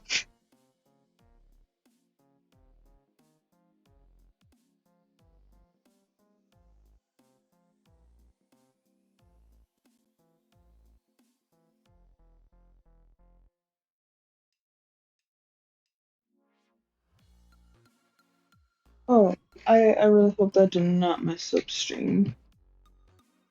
I'm like genuinely hoping that did not mess it up.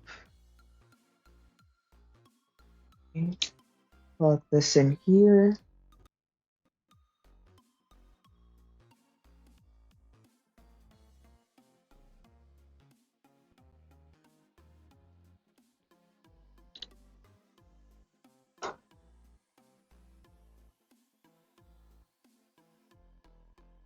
Just my general like note setup, I guess.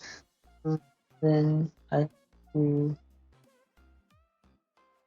still kind of confusing, but it is better now.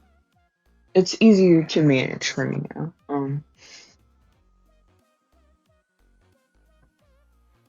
Yeah, yeah.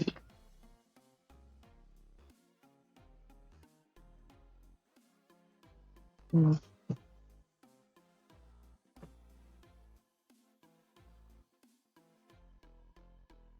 I've noticed that like over time, I started writing the wrong tones for words, which is very concerning. I don't know how that happened in my notes, but I started writing the wrong tones for words over time. So going back to my notes is very helpful because I noticed that I needed to fix it.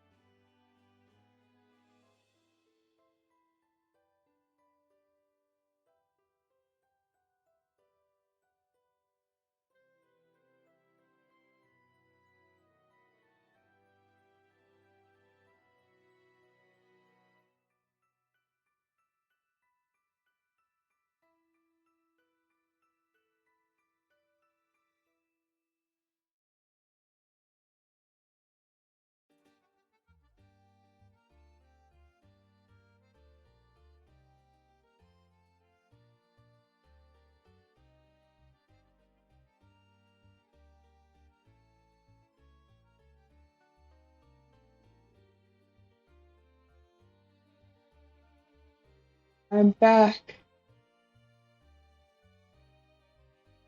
I survived the trek to get food. I know I said I would get snacks, but no, this is like actual food I got. Yeah, I got myself a meal.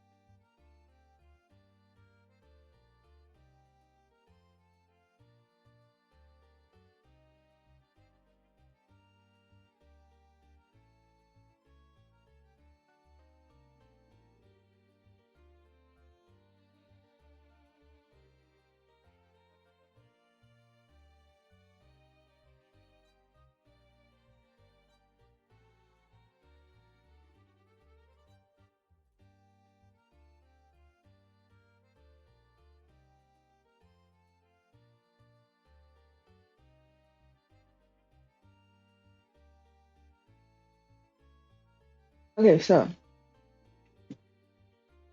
back to studying, guys. Yay.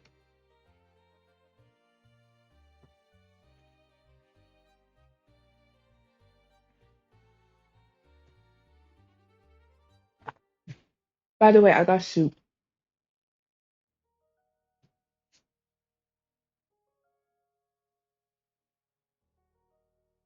I actually got too much soup. So I'm going to be eating this for a while.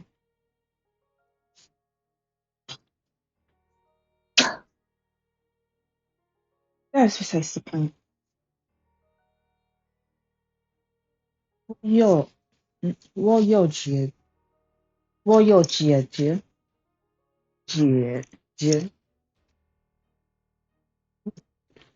，older sister.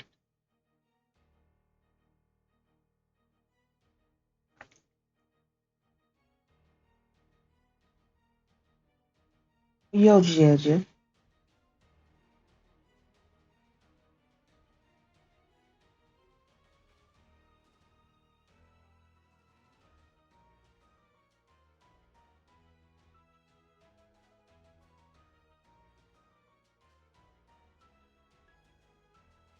嗯，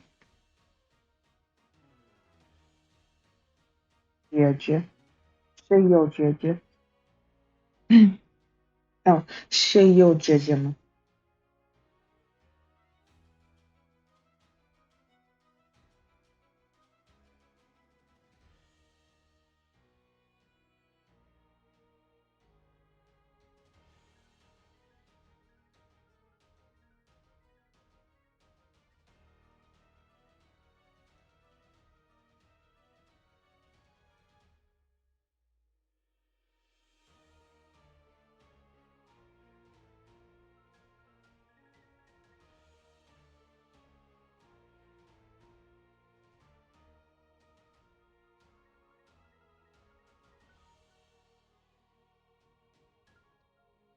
？Wrong places.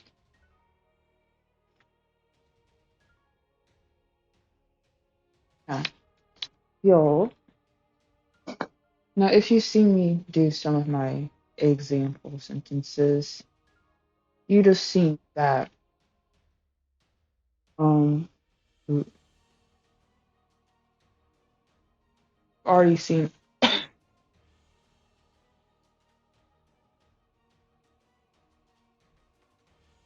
at least one character for you. There we go. It wasn't changing. We've seen at least one character for you, which is this. When I said the name um Leo, because that's a name. However, what I'm referring to means to have, which is not written that way, though it's actually pretty similar. Um, yo in terms of to have is written like that. So if I wanted to say I have an older sister. I would say 我有姐姐. So 我有姐姐. I have a sister. I have an older sister. Now, what if I didn't have an older sister? What if I wanted to say, I don't have an older sister. I was fortunate enough to be the only child. Then you would have to use essentially the kind of like how Boucher means to not have has its own group, which is May. If I want to say I don't have a sister, I would say 我没有姐姐. 我没有姐姐.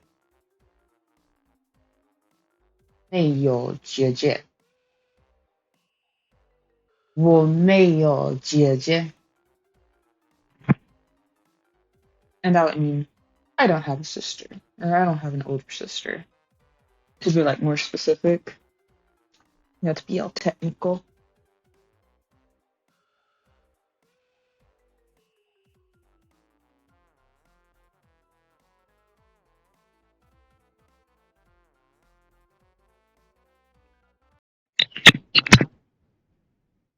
Uh,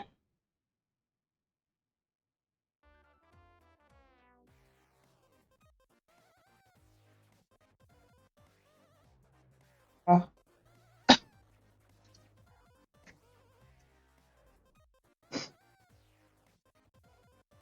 Perfect. So can happen. So 我没有姐姐. Actually,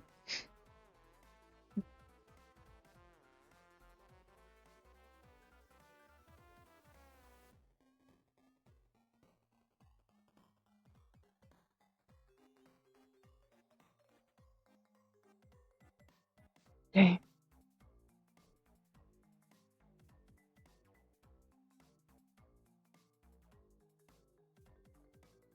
I wish I could do tones. I can't. So 我没有姐姐.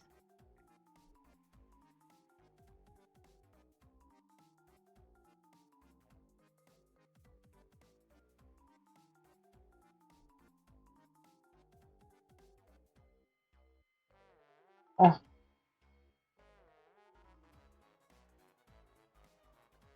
perfectionist in me. It's funny. It, oops. Whatever. Whatever. That's an easy fix.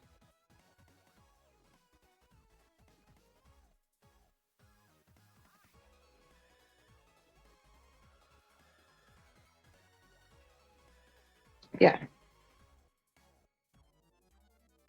我没有姐姐.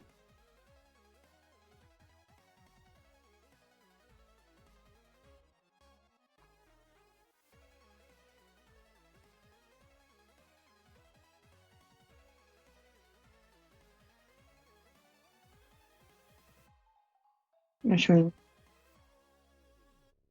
to not have. However, a pretty interesting thing that some people do when they speak Chinese is they'll omit yo. So yo is like pretty much almost entirely what's the word? Optional.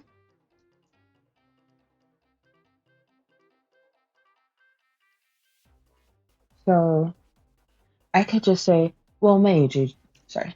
So I could just say 我妹姐姐 and it would mean the exact same thing. The meaning of the sentence would still remain.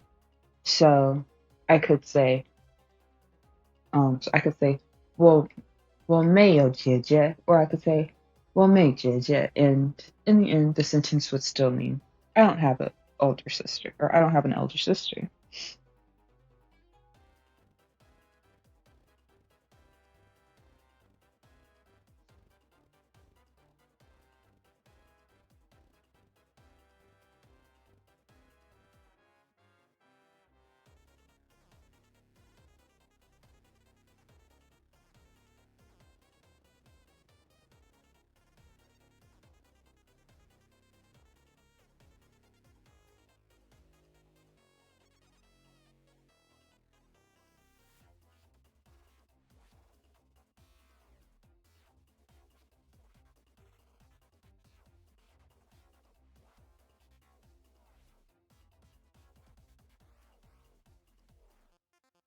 So yeah, sometimes people do this. Um, but the meaning of the sentence will still remain. So it's kind of like when people, typically in other languages, English, you can sometimes do this. It's very tricky to do because I don't think English was much of a language that was like built for you to do that. But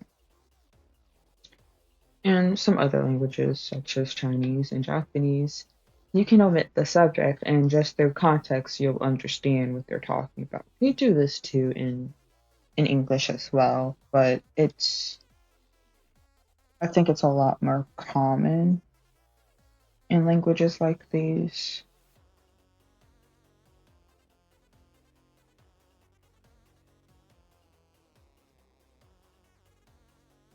Correct me if I'm wrong, please.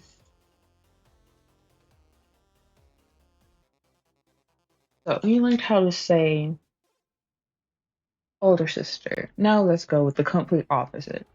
A younger brother. What if I wanted to say younger brother? Well,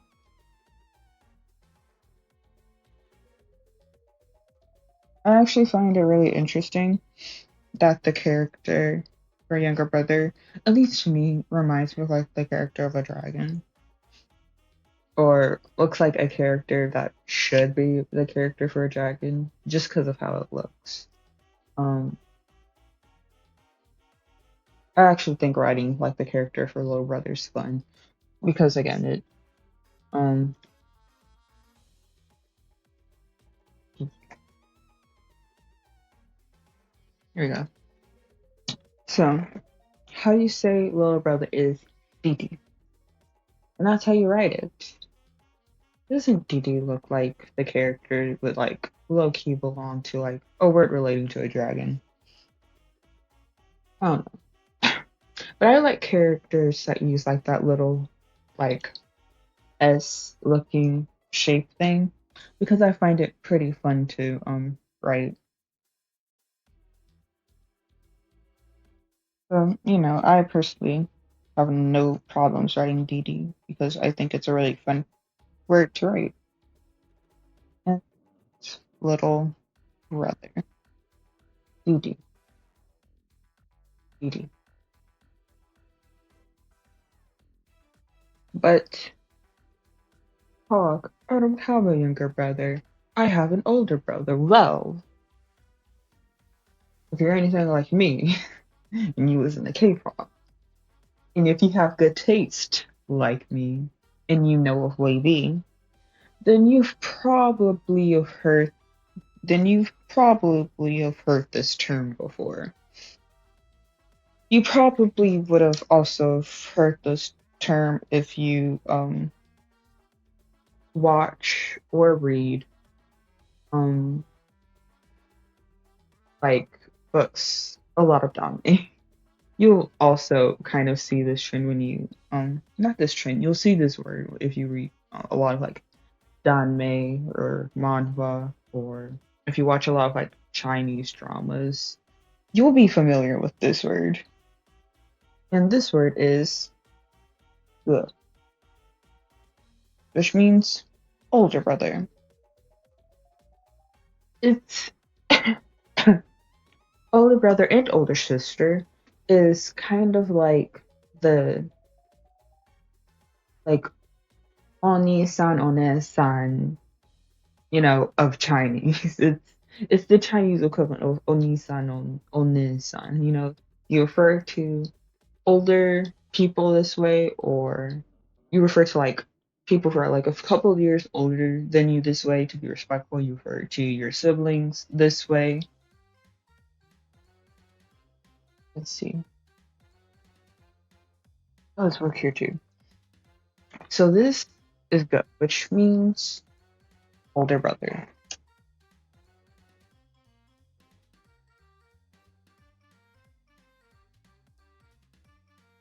Older brother. There's also the term, I think I can do it on here. There's also the term gaga, which means the same thing, older brother. And again, correct me if I'm wrong.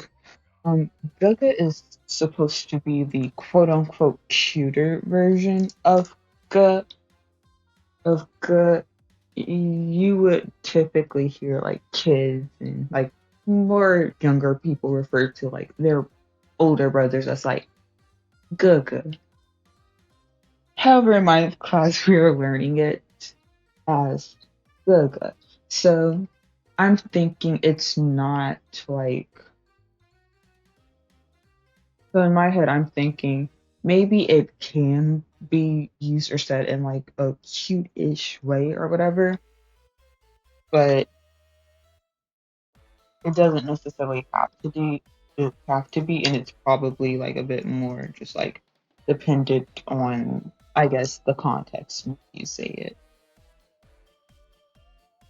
Just cute version? Question mark.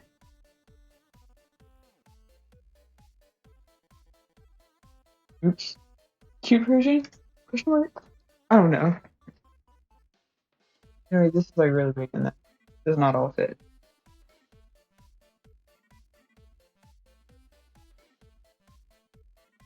Ugh. Okay, wait, no, that's not gonna work. Okay, that's better now.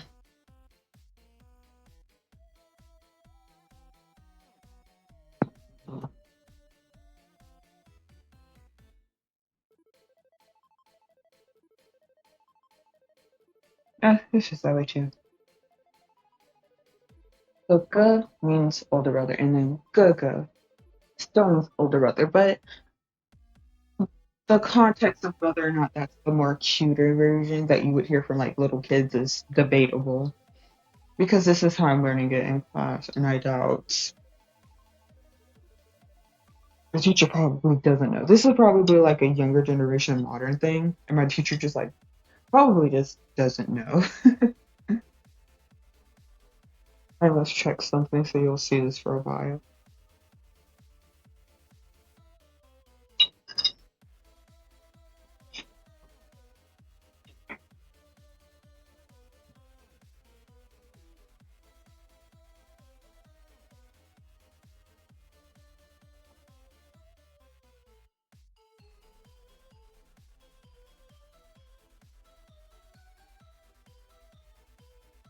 Hmm.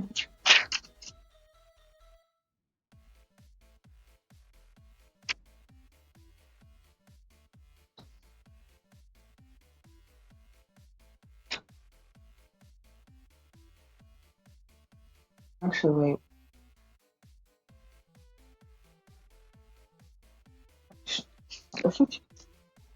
You mean to tell me I just be saying Gaga on my own volition? Well, I'm actually be honest. The first time I first heard like the for older brother, I was reading um I was actually reading Grandmaster Demonic Cultivation. And one of the characters regularly calls like the other Gaga. Yeah. Gaga, which is like the cuter way of doing it. And because that was my first exposure to it, by pure habit, whenever I refer to the word older brother in Chinese, I instinctively go Gaga. Because it was the first way I learned how to say the word.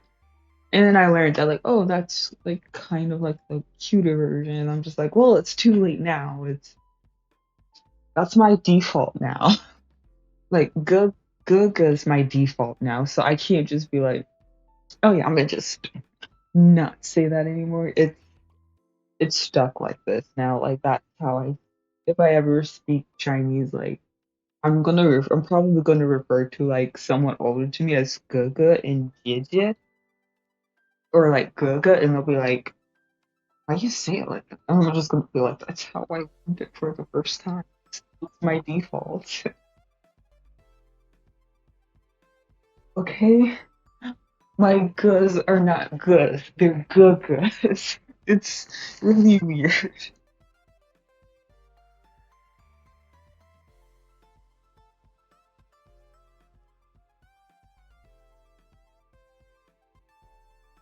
Myself, if I wanted to say, my brother, that my brother is also a student. Now, remember what we said before.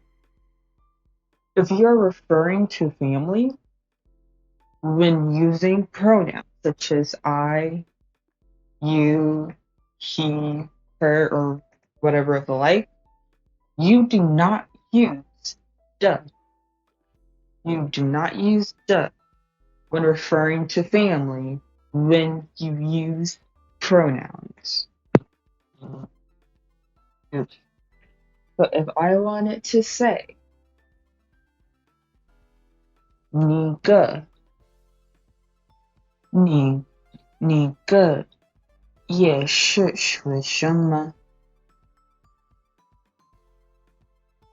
How would I not know who I 你个也是学生? I would not use the. So instead, I would just say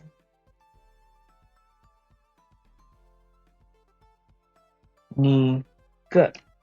Not 你的个. It's just 你个. Because 个 means older brother. I'm referring to family. And 你 means you, which is a pronoun. So when you refer to family while using pronouns, you do not use the. But even without, oops. But even without, oops. Oh, fuck, I was able to write for them. So even without using duh, this would translate to my older brother.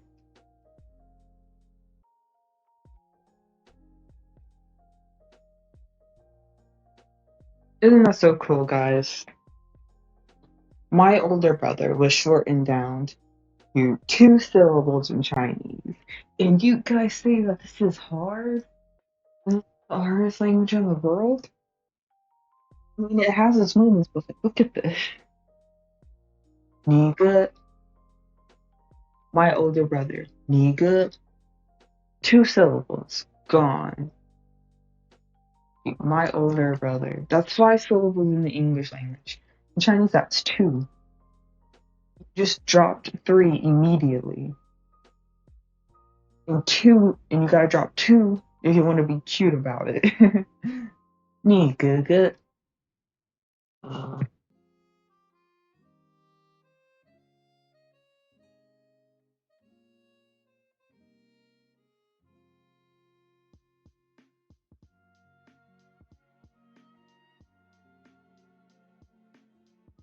So 你个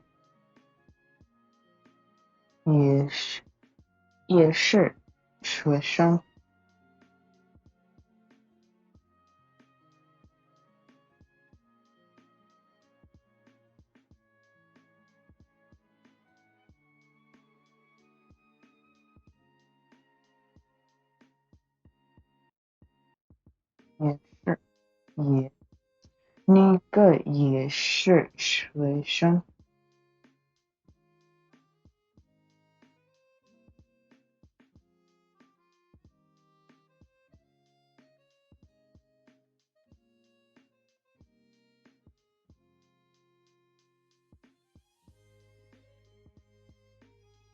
Which again means my brother is also a student.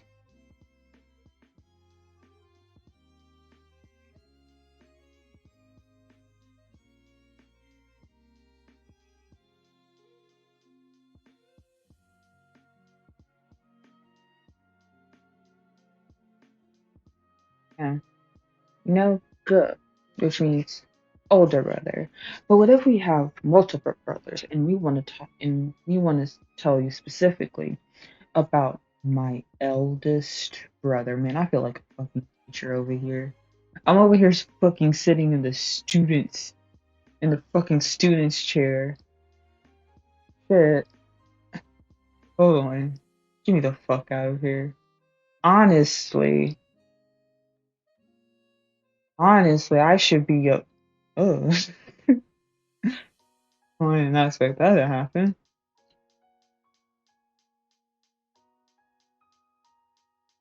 Like I should be up here because I'm over here teaching your asses about how to say this stuff. Huh? I deserve to be right here. I'm not sitting on the desk. I'm not short. Okay, I just can't blend in like that. Okay, ain't no judging. I'll be right here. Y'all know we're learning. Y'all know we're learning Chinese because I'm suffering. Yeah, y'all know I'm learning Chinese because I'm suffering right now.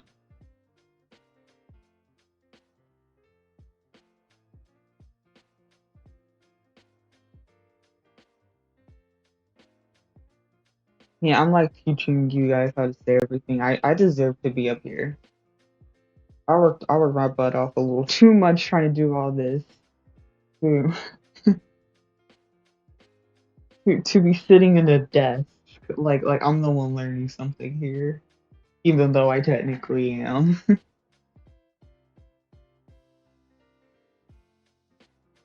I'll sit back in my seat now. I'll be a good student.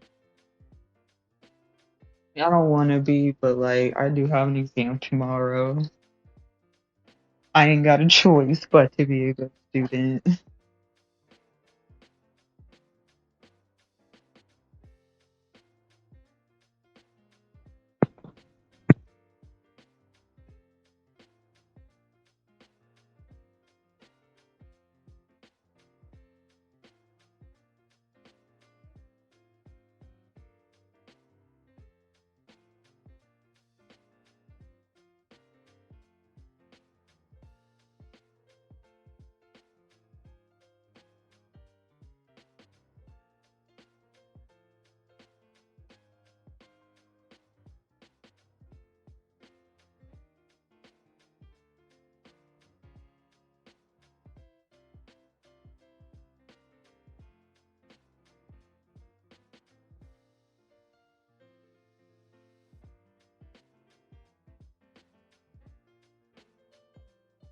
So if we wanted to say the oldest sister, like the eldest sister out of three, for example, you would use da. You would use da.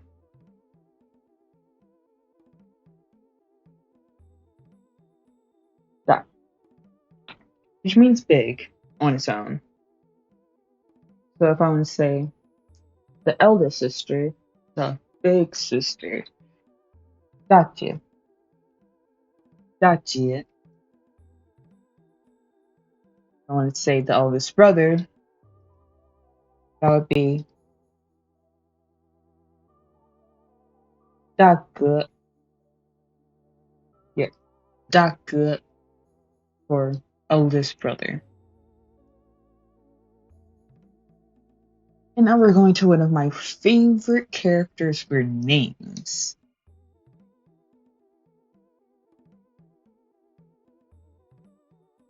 Art, which is written this way.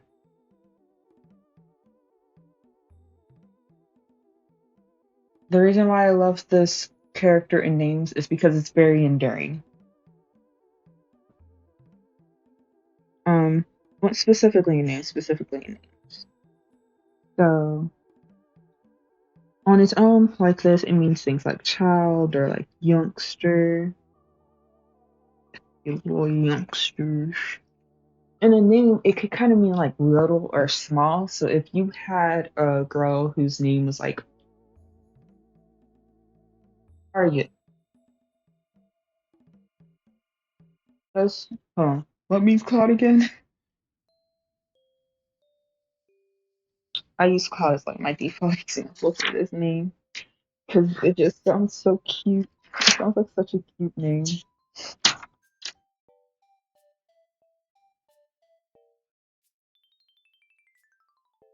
Yeah. Yin. Hold on. Yin. Yeah. Mhm.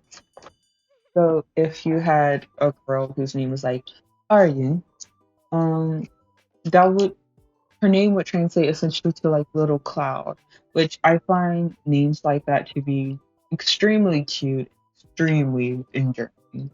So I really like it.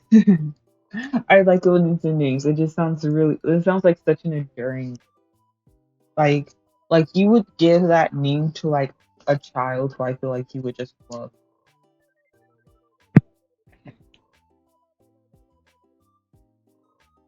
So cute. But when you say arts, if you use it for arts, for example, it just means sun.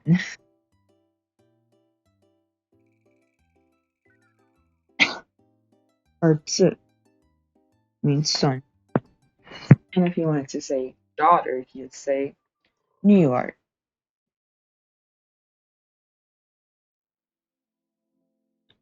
New York. So that will look like this.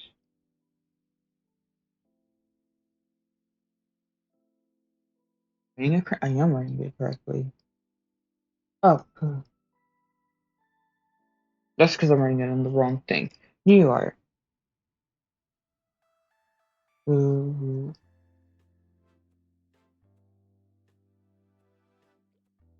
Why isn't that?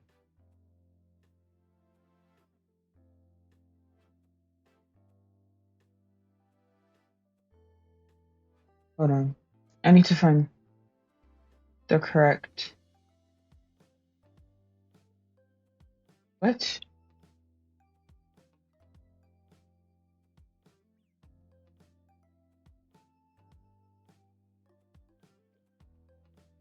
Why can I not find?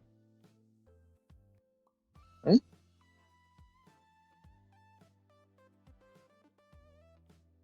Hold on. Something's not right.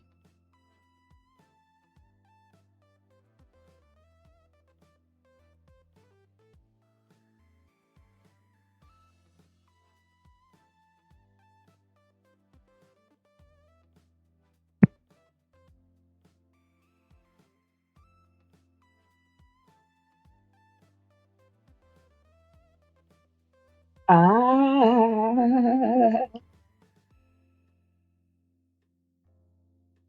Yeah. It's because I'm not using the special U, but I don't know how to write the special U. I think that's the issue. Hold on. If I'm correct, I should be able to write the special U with the keyboard. Don't ask how or why. I know that. Not at all because I'm also learning Swedish. Um, oh no. Wait. It only has those. It only has those. Okay. No. It has it for O, but not for U.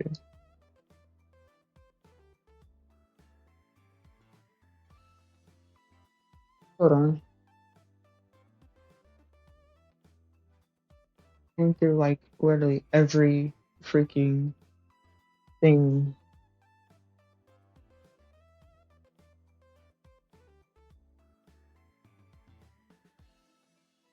There we go. Not what I meant. There we go. Now I gotta go back. Chinese input. Wait, hold on.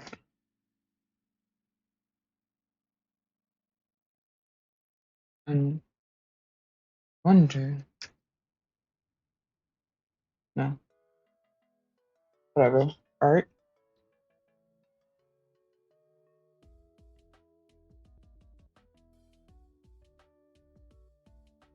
There. New York, which that means daughter.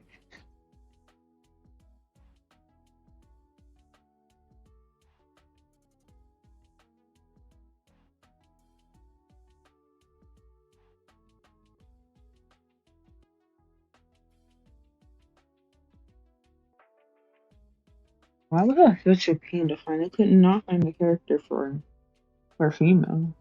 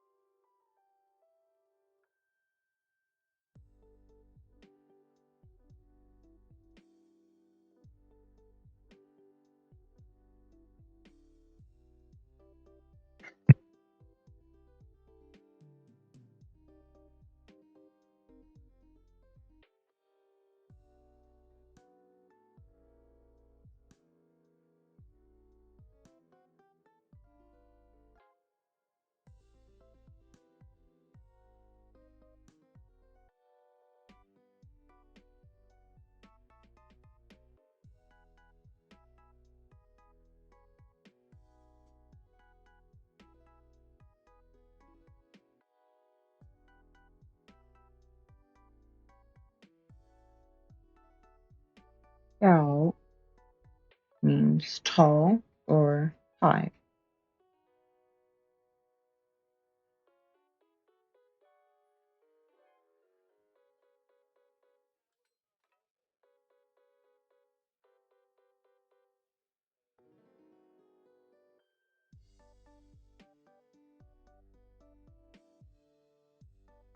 I don't think you guys understand how borderline, not even borderline, just how borderline frustrating my setup is. I am sitting here with my first monitor on my right and my second monitor on my left. Meaning that when I use my mouse to switch monitors, it's like if I have it on my main monitor and then I go to the second monitor, it essentially goes from the monitor on my right to the monitor on my, and not like a smoother transition.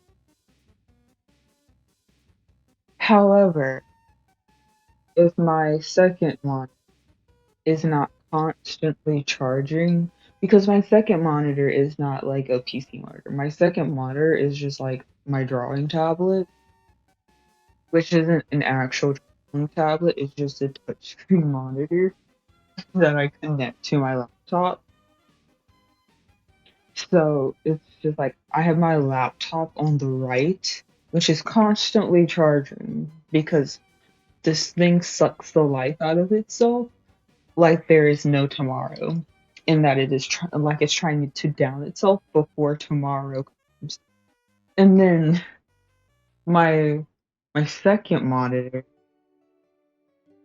can only last so long. Like I don't know if it generally just has a very short like battery life.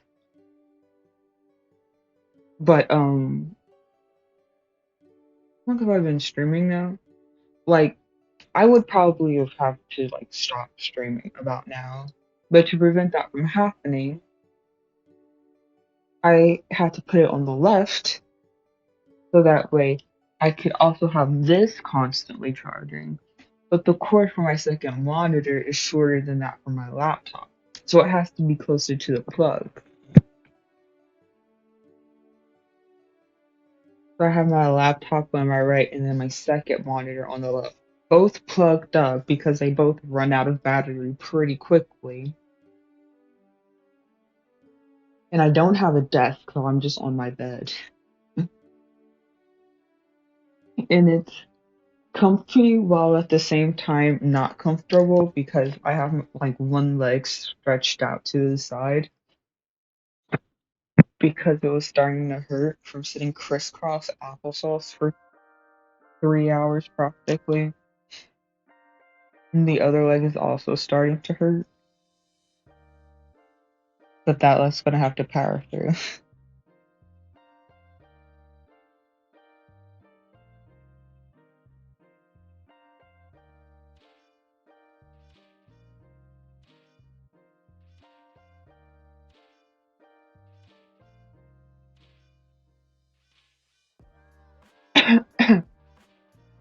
cough, cough.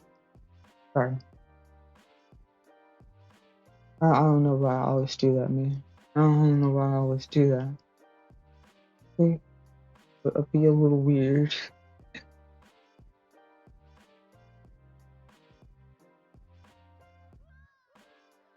I have to look for something though. Hmm. I can't find it. Oh yeah, here.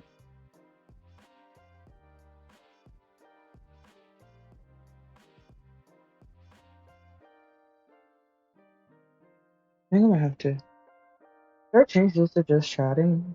But we're studying.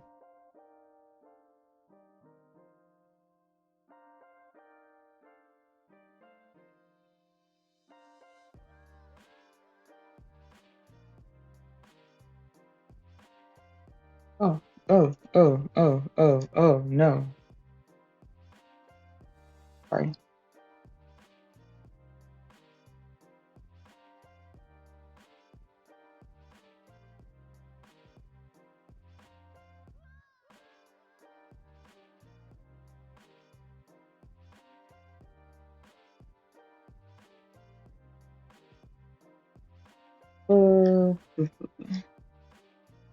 I don't know what else to do other than just chatting, so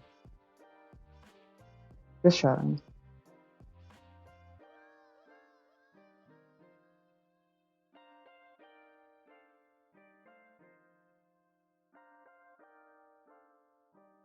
Okay, there. That should be.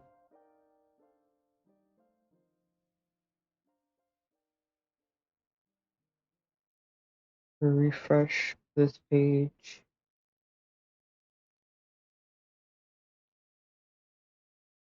Type that in.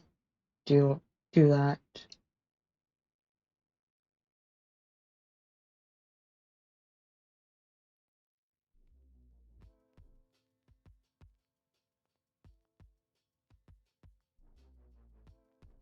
It is 11 a.m., guys.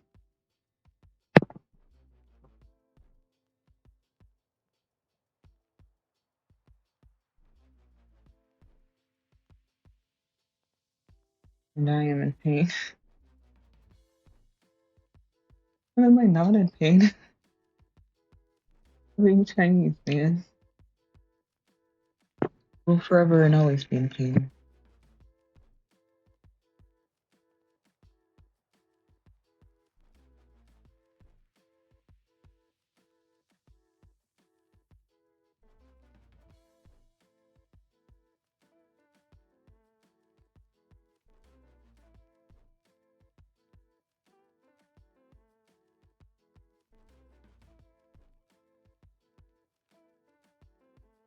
That reminds me. Yo. Now don't I have some words to say? Y'all have no idea. Y'all have like no idea how like low-key kind of mad I am right now. Cause so here's the issue, right? Zenless, what was it? It was uh, Zenless Zone Zero. It's a new game that'll be coming out pretty soon, I think, from Hoyoverse. If you don't know, I play Hoyoverse games. I play Genshin. I play Starro. Not so much at the moment because I am currently during exam weeks and I am struggling at the moment to play Genshin as much as I would like, let alone um Starro. However, I play both of those games. I'm planning to start playing Honkai the Third at some point, and I really, really want to play Zenless Zone Zero when it comes out. And here's the thing, right? I had applied. Am I allowed to talk about this?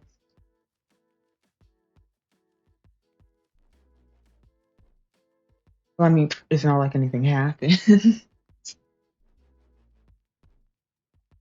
Well, I mean, it's not like anything happened anyway, so I'm pretty sure I can. But essentially, what happened was I had applied to do like the beta testing. Yeah, because I've heard other people like say like, "Oh, I applied for beta testing, when they got it." But no, I also applied for beta testing, and I really wanted to, play it. Obviously,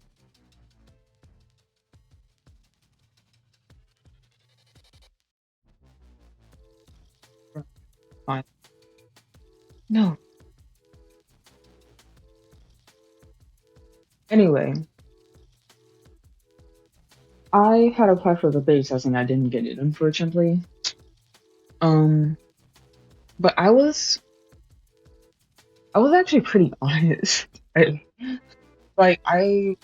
don't know about other people, but there were some of the options where she's like, yeah, if I click that, I'll probably kind of be on their good side because that means like, oh yeah, they're gonna want me, because I'm like a loyal person, like a loyal consumer or whatever of like their games and whatnot, or like a loyal player or whatnot. But like, I'm honest, okay? I'm an honest person, right? So when I took, first of all, oh shit, I think I fucked up. Ugh.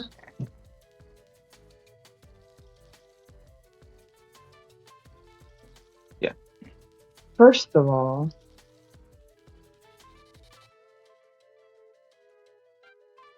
okay. First of all, I was honest on the thing, and that was probably like my first mistake. I was honest. Instead of, I was like, oh yeah, I play Genshin and Star Rail, but I don't play Honkai, so I only play like 30 minutes a week because that's all I can afford. Because it's exam week, you know? Exam weeks for me. That is all I can afford to play for that game. So I was like really honest, and I thought, like, oh, even if I, don't seem like, oh, I play the game often, I'm not gonna like contribute much. It's like I would try so hard because I'd be so excited to play the game. And yeah, I just try my best to be really honest with like answering questions like how often do you play? Or am I allowed to talk about the question? Don't watch me get in trouble. But I guess I won't talk about the questions anymore. But like I try my best to be honest when answering the questions, you know? And I feel like when you're in, like sometimes, like sometimes when you take like those quizzes or tests or surveys, you always see, like, there's always that question that has like a list of answers. And one of the answers is like definitely like the preferable answer. There are a lot of times, like, where you have like a list of choices and you're just like, this is definitely like the more preferable answer. But like I didn't go for like the most preferable answer. I went for the most accurate answer, which sometimes was not the most preferable. It was sometimes kind of like in the middle. Because I was trying to be honest about it. So when I didn't get the thing, I was really mad because I was like, they probably like chose people who was just like who just like all of the preferred answers and all this and that for like the beta testing. And I was really mad. Because in my head, I was like, you could have gone for someone who's like actually like realistic, who's like actually like realistic and honest with their questions, but instead, ones that was like more like the most preferable and did. But I also understand because like sometimes those people are being honest. Like, there are people who are just naturally, just like fit the requirements for things. You know, like there are people who just naturally fit the requirements for stuff, and I understand that. I'm not mad about that. What I'm mad about is the chance of there being people who lied just to seem like a better candidate for the beta testing, and it pisses me off so bad at just the possibility of that.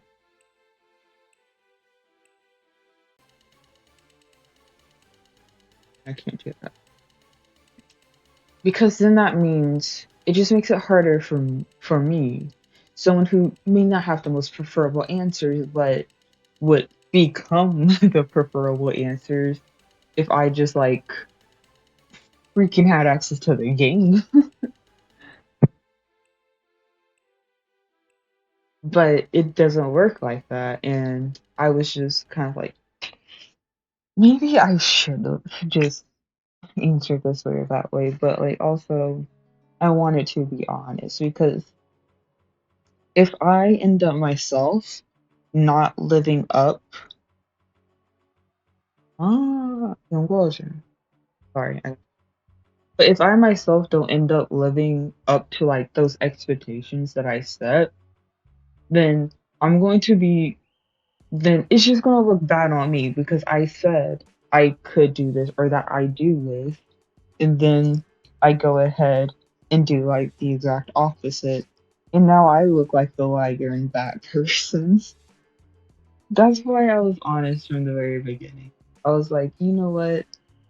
I'm gonna just, I'm gonna be honest on this quiz or like on this survey, and if I get it, I get it. If I don't, I don't. But whatever expectations or limits or whatever that I set on myself, it's like if like I'll naturally meet them because that's what I'm currently doing.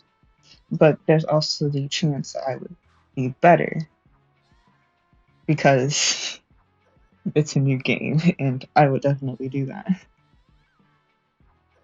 I would definitely spend all of my time actually playing the game instead of doing what I'm doing now and studying for this exam.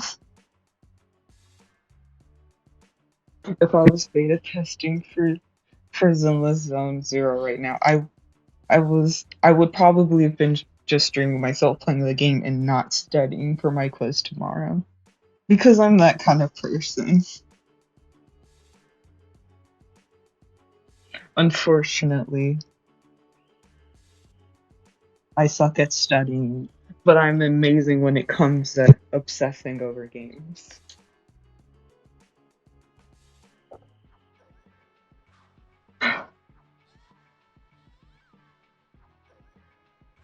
I'm so behind on all of my notes. And hopefully I do well on the test tomorrow. It's oral and not the written one, which is kind of better, but still stressful because I have to make sure that I'm pronouncing the words correctly.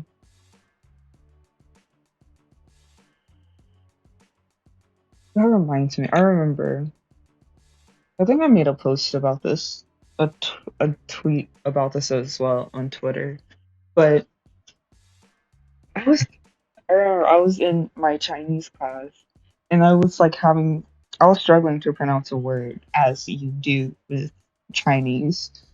I was struggling how to pronounce a word and I managed to get the hang of it. I was able to say the word properly, but at the end of it, my Chinese teacher was like, "You pronounce things in the Japanese way," which kind of made sense because it was my first year taking Chinese, but I had already been taking Japanese for like a year before.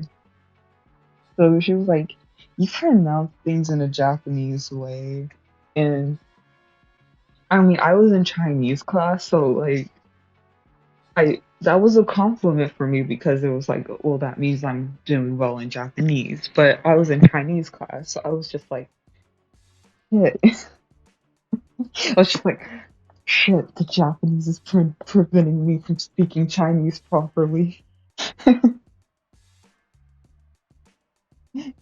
My Chinese accent's preventing me from speaking. Wait, no, my Japanese accent's preventing me from speaking Chinese properly. Screw it all. But no, that's actually really good for me as someone who's studying Japanese as well. Because I think that at least for Japanese pronunciations, it'll be easier for me since since I can since it seems like I have an easier time imitating the Japanese accent, like when speaking a foreign language. That just means that it's easier for me to like speak new Japanese words or complex sentences correctly the first time because somehow my brain will just know how to autocorrect itself.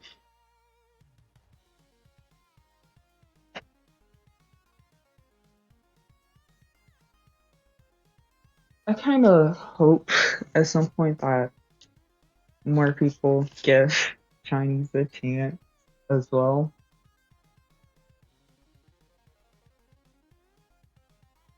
Because my class is small and my teacher's always wondering why nobody wants to learn Chinese. So many people actually like dropped out of the class. Um, yeah, like there are actually quite a few people who were in our class who like dropped the class. I mean, I know one person, they dropped the class, but it wasn't because it was too hard. They were like what's the word? They were like a adult student.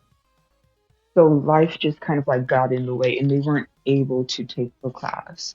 And because like the Chinese department is so small compared to like the Spanish department or the Japanese department, there weren't really many options for classes you could take. So, like for example, if you took like beginner Chinese 1, there was only one class, like there was only one class for that level available at one time. And it was only available in that semester, which is extremely not flexible for adult students because it means if they can't take if they can't take that class at this time, they just can't take the class at all because there aren't any other options. There's no flexibility with it. So I really hope that more people get into Chinese because that means my school will have a reason to hire more Chinese language teachers. And that also means classes will be bigger. And that also means that if I decide to go abroad during the school year, I don't have to wait an entire year to start learning Chinese again. Or rather, take if I do like a study abroad during the semester, I won't have to wait until the next year. Sorry. I won't have to wait until the next year to take that class.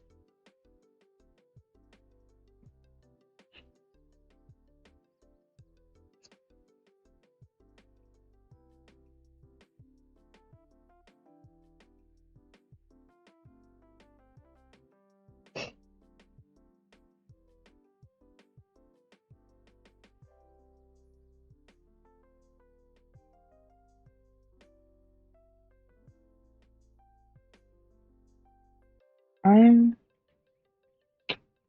where am I in it? We're starting to get to the things that we practice regularly in class. So like the know how to say today's day, what time is it? Da da da. Also, we're starting to get to a lot of the words that are more likely to pop up that I do not remember. For example, I don't know how to say like I work in this job. Um, unfortunately, I don't know how to tell people that I am in fact employed, even though I am actually not. I unfortunately do not know how to tell people that I am not employed.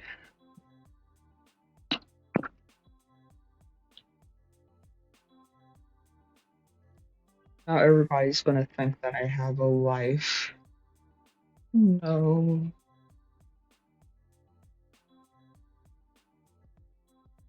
they mustn't. They mustn't think that I have a life, please.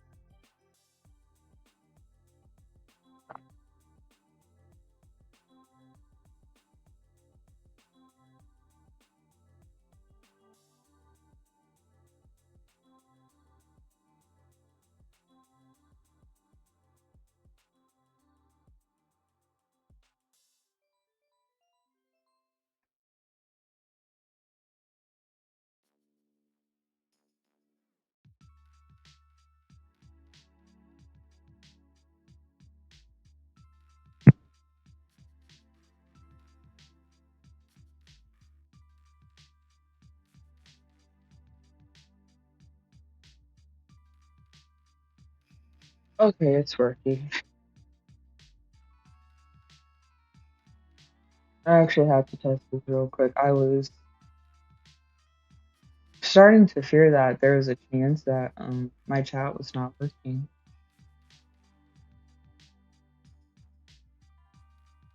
Not at all because it's dead.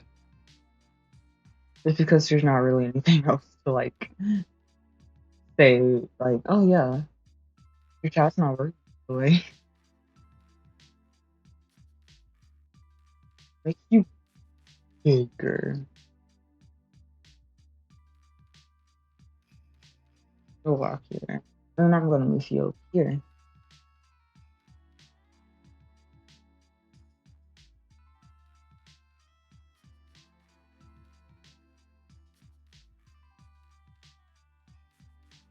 I wonder if I can fix the back.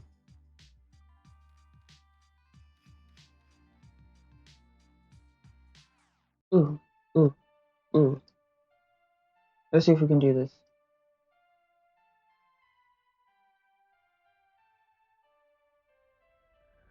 Oh, wait, no. Here it is.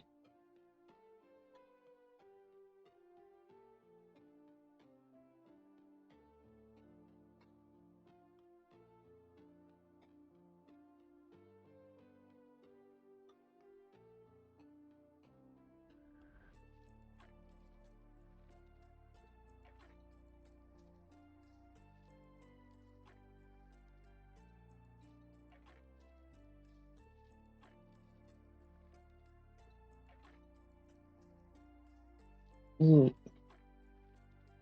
Oh, this looks so much better now. Oh my goodness, I look more like a proper student who's actually in school.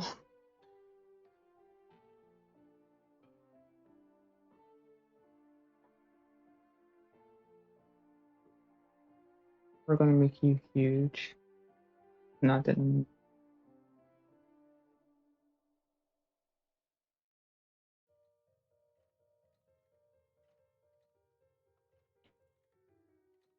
And moving you down here again. And then you go right here in the middle.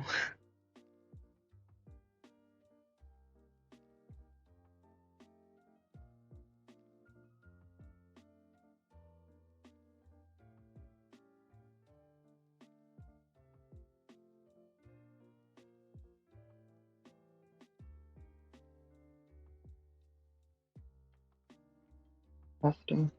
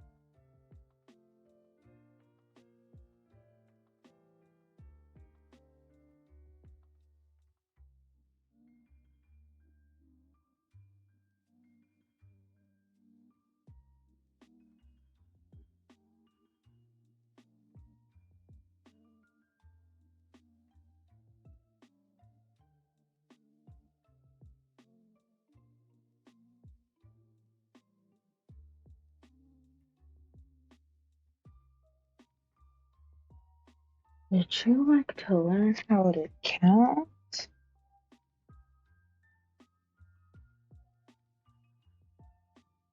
Say no. I gotta use the door. How do you say 4 in Chinese? That's correct. You pronounce 4 good. Say it with me, everyone. Pronounce good.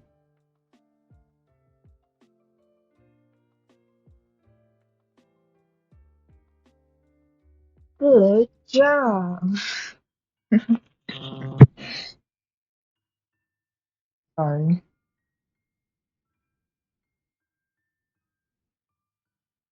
1 is E, E, 2, R, R,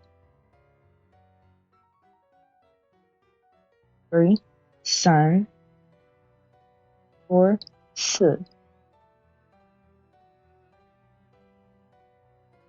5, 五, 6, 六, 六, 7, 七, 8, 八,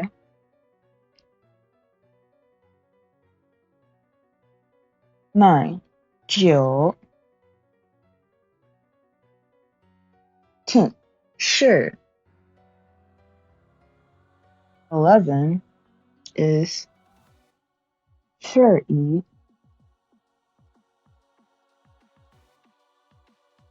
16, 十六.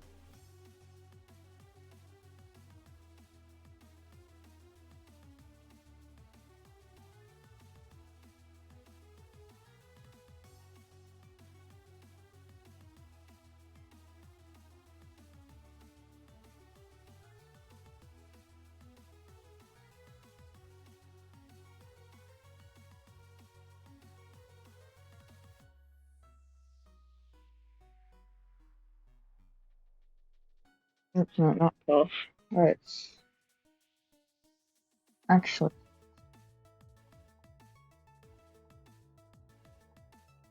19. 19,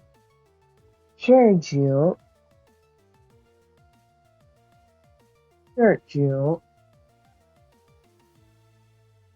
20, 20.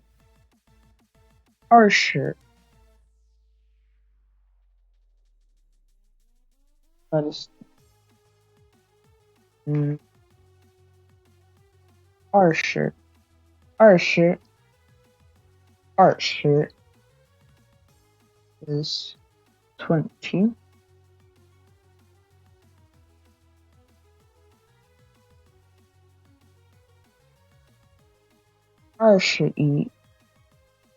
21,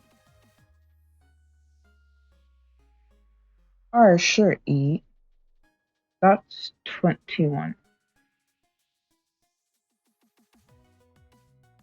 22 is 22, 22.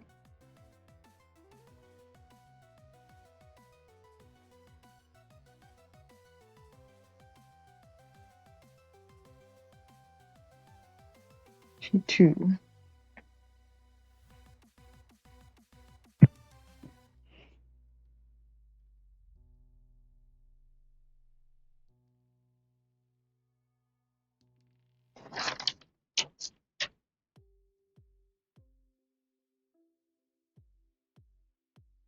So I have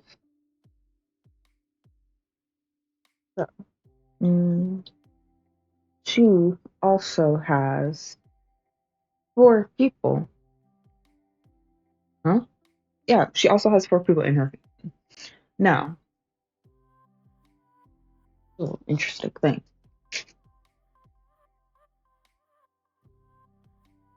Y'all need to say in her family, technically. Let me show you. Now, oh no. Mhm. Um, so if I wanted to say something like mm, her family, again, when we talk about family, we do not use the as a possessive mark as any sort of possessive marker. If you're using a pronoun to talk about someone's family, you do not use the. So if I wanted to say her family, I could just say, I could just say, that's the wrong time. Oh, that's big. I'll fix that. I could just say Taja because Ja means family. That's so I could just say Taja and Taja, and that would mean her family or her home, right? Let me.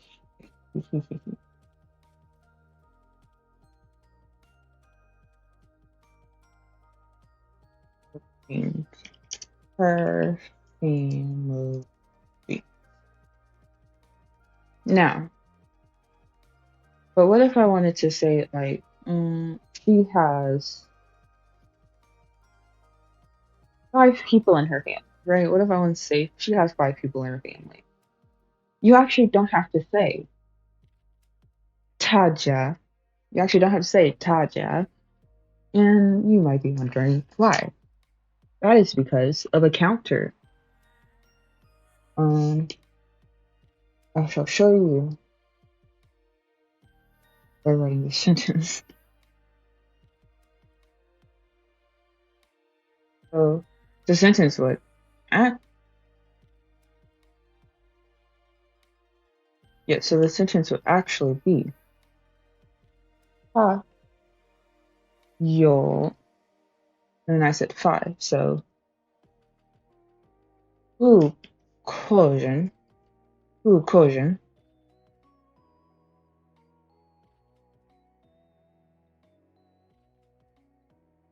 which would mean 5 people in her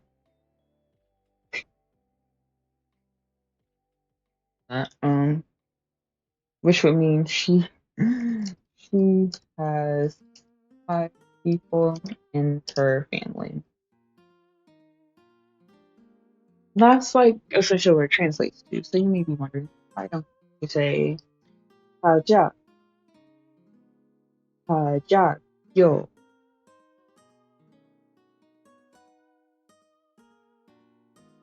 ja, yo, wu Persian, and that's because of ko. Ko is this word right here, or this character. Sorry, is this character right here, the box looking character.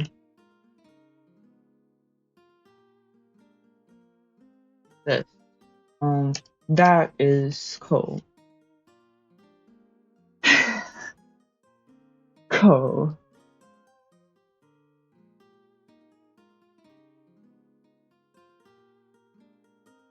So ko is kind of used as a counter for people in a family. Specifically, it is used for when talking about how many people are in your family. So you could kind of say it's almost redundant to say ja yo wu kojin because ko kind of already establishes that these are people in her family. It's a almost like it's kind of like a counter that specifically kind of insinuates that these are 5 people in her family. So it would be redundant for you to say "他家有入客人" because coal is one necessary because it is used when talking about how many people are in a family. but it also already insinuates that you're talking about people in her family. So you don't have to say, so you actually don't have to use ja in this sentence. However, if actually let me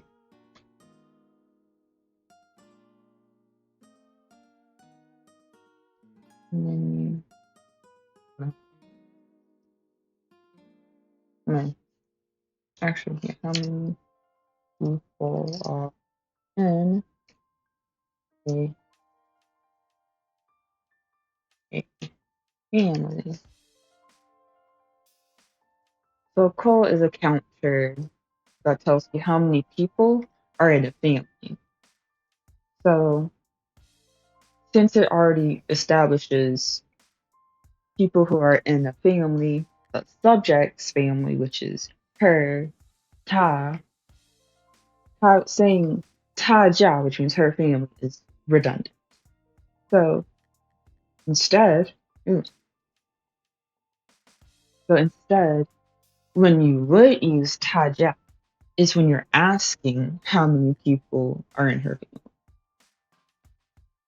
Because again, whole is a count. There is expected to be a number in front of it telling you how many people are in her family.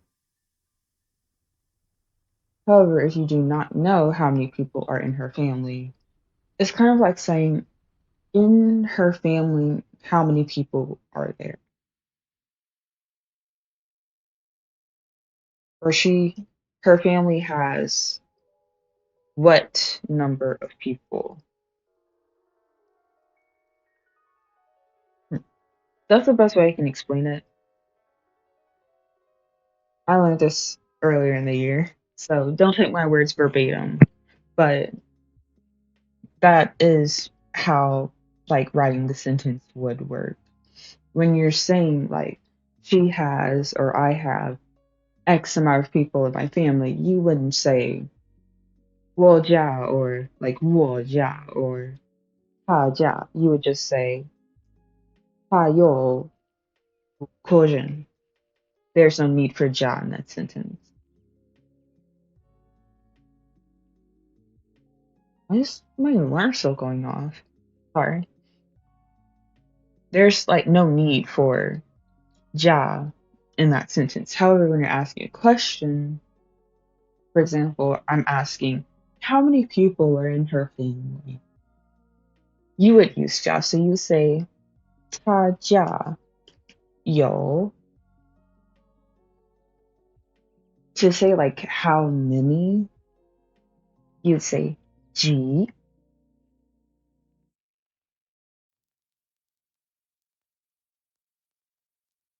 Here it is. 几个人.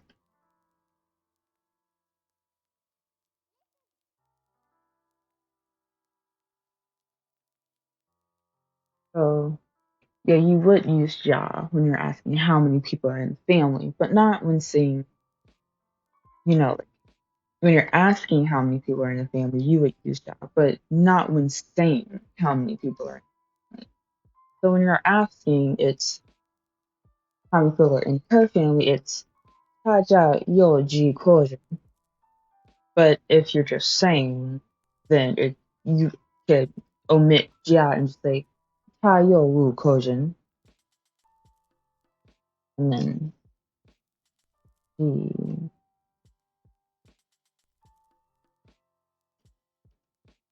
then G means essentially like how many.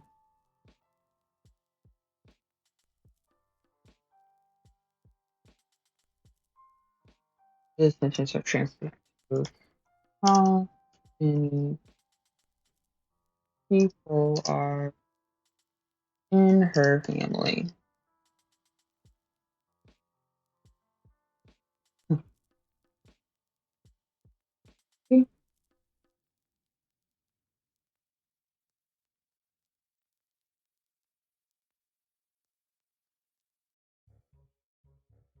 Don't ask me why like ja is omitted in the question. If that question was asked in class, I definitely, and I did not write it down in my notes.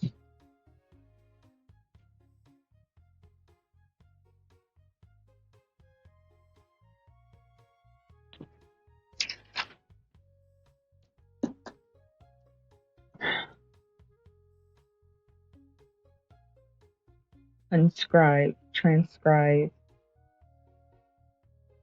into my actual notes. Maybe I should do just like a fully educational stream. Just every week, I just like teach people what I learned in class.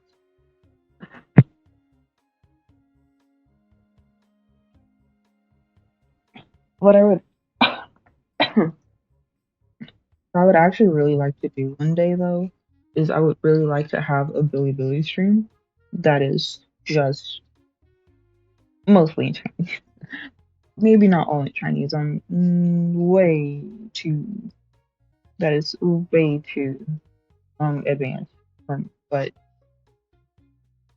you know enough to, I guess, hold a couple of like nice conversations in Chinese on a site like Billy. I would genuinely enjoy that. I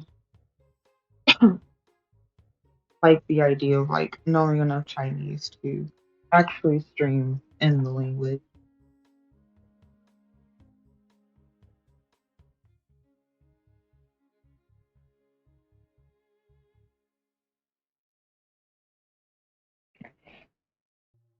So yeah, that's a goal that I have. Stream in mostly Chinese on Billy. And if it can't be Billy, I mean, it doesn't have to be Billy. But because that is a Chinese streaming site, and obviously most people on there would will be Chinese and speak Chinese, it would be the most ideal place for me to practice because immersion.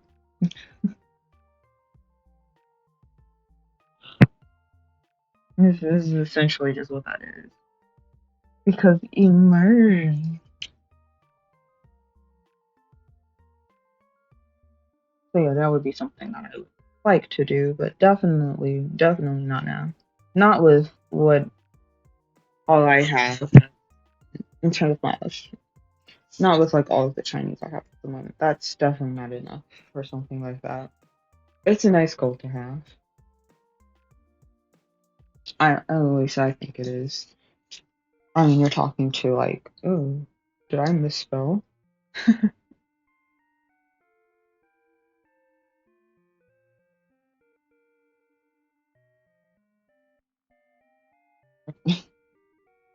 But it's a nice goal to have, and you're talking to like a bit of a nerd here.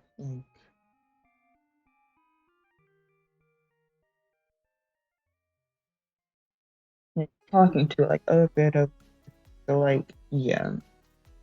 To me, that seems like a really cool idea.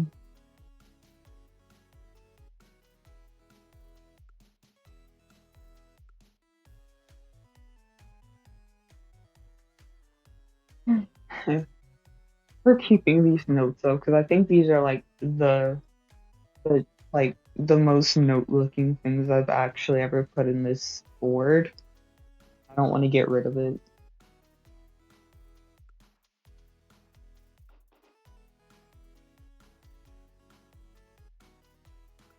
You're gonna look at this like I can't even read that. Ooh. Oh, too bad.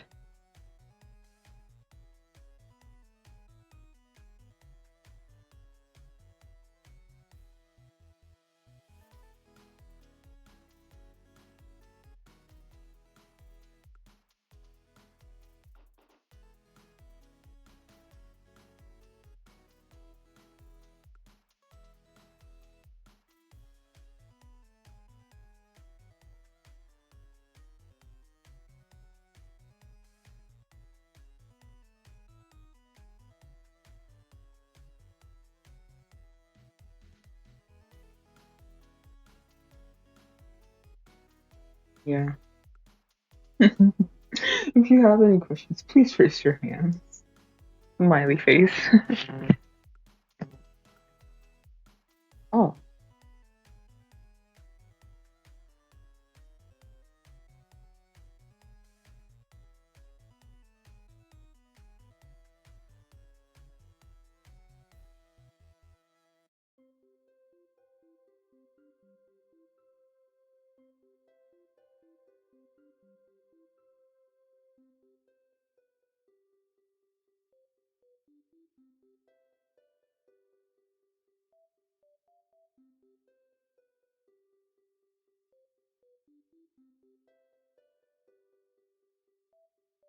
Hey.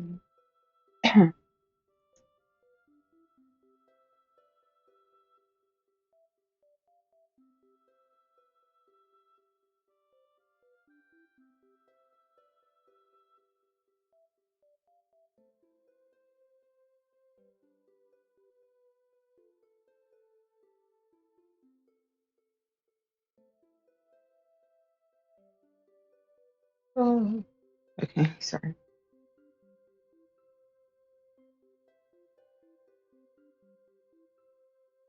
That should be good enough. Can the class see the board properly? Yes, no, maybe so. Good.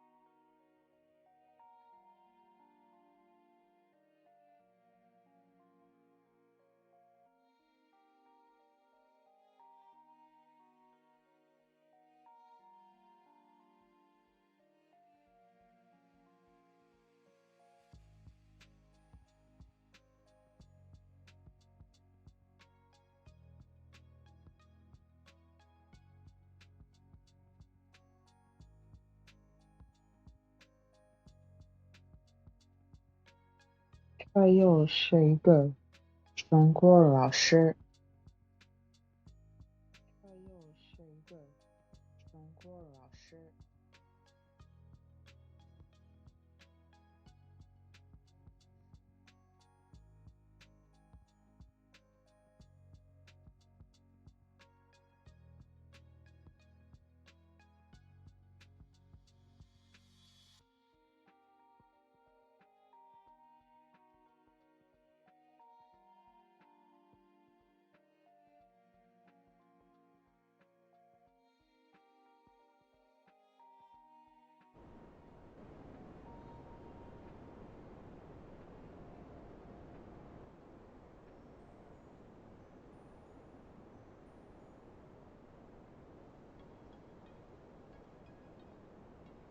他有6个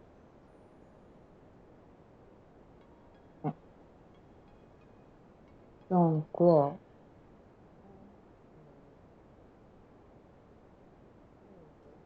Oh, the music sounds louder. What happened? The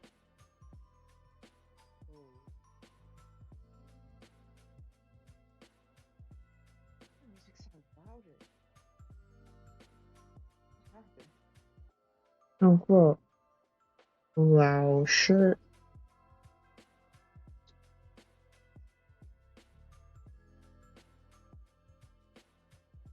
中国老师。Wait, what is the sentence? Wait, hold on. You have two teacher. Wait, what is the sentence? Wait, hold on. You have two teacher.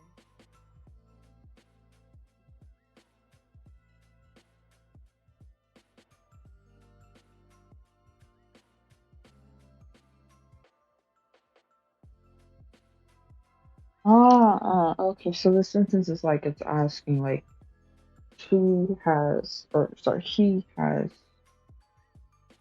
who as their Chinese teacher. I think is what it's saying. Who as their Chinese teacher. I think is what it's saying.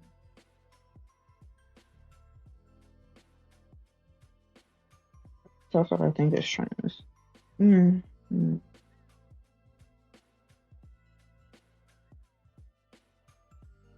That's what I think is Chinese. Mm. Mm.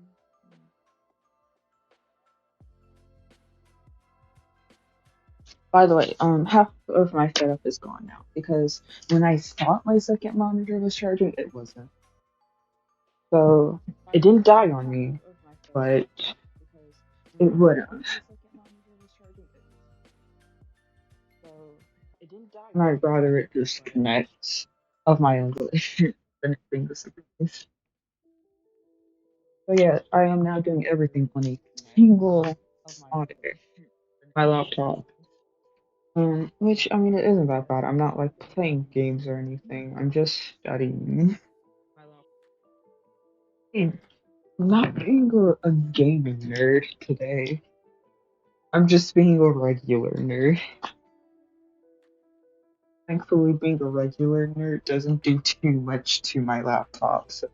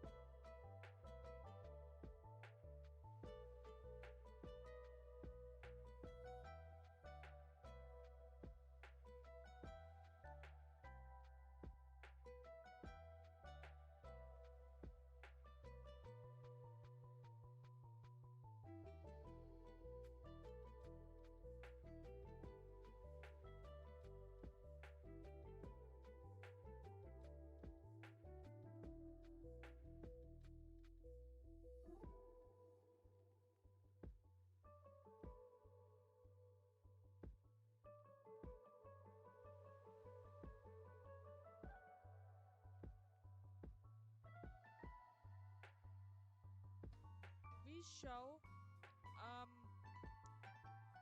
crop work first, and then we shall go to the mines and try and find some silver for our doggy bowl. Yeah, that's the plan for now. Crop work. See that all our animals are fed, then off to the mines. Yes, alright. Because our doggy has to eat and drink as well. And it is quite unfortunate that I didn't know what I needed. Compost. Okay, fertilize. Spinach is done.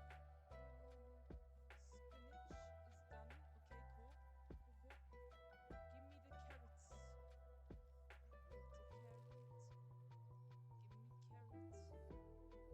Cool, cool. Give me the carrots. I want a carrot. Give me carrot. There we go. I'm good. And you? Yeah, I'm good. I am actually also very tired because of work. Oh, sorry I can't be in your streams for long. Bye. Oh, it's okay, buddy. I understand. It's fine. Thanks for dropping in anyway. Hup. Now what should we plant? Cabbage. Yes. All right. We'll do some cabbage here. We'll do some carrots here. As long as we can freaking plant something, we good. Gotta survive. Hey, hey. I have not eaten for several days, probably. But do you think I give a fuck? No, I don't. Somehow I still survive this game. Do you watch other VTubers like Shoto or Voxkuma? Heck yeah! Of course I do. They're great VTubers. They're really good at what they're doing. I like Shoto and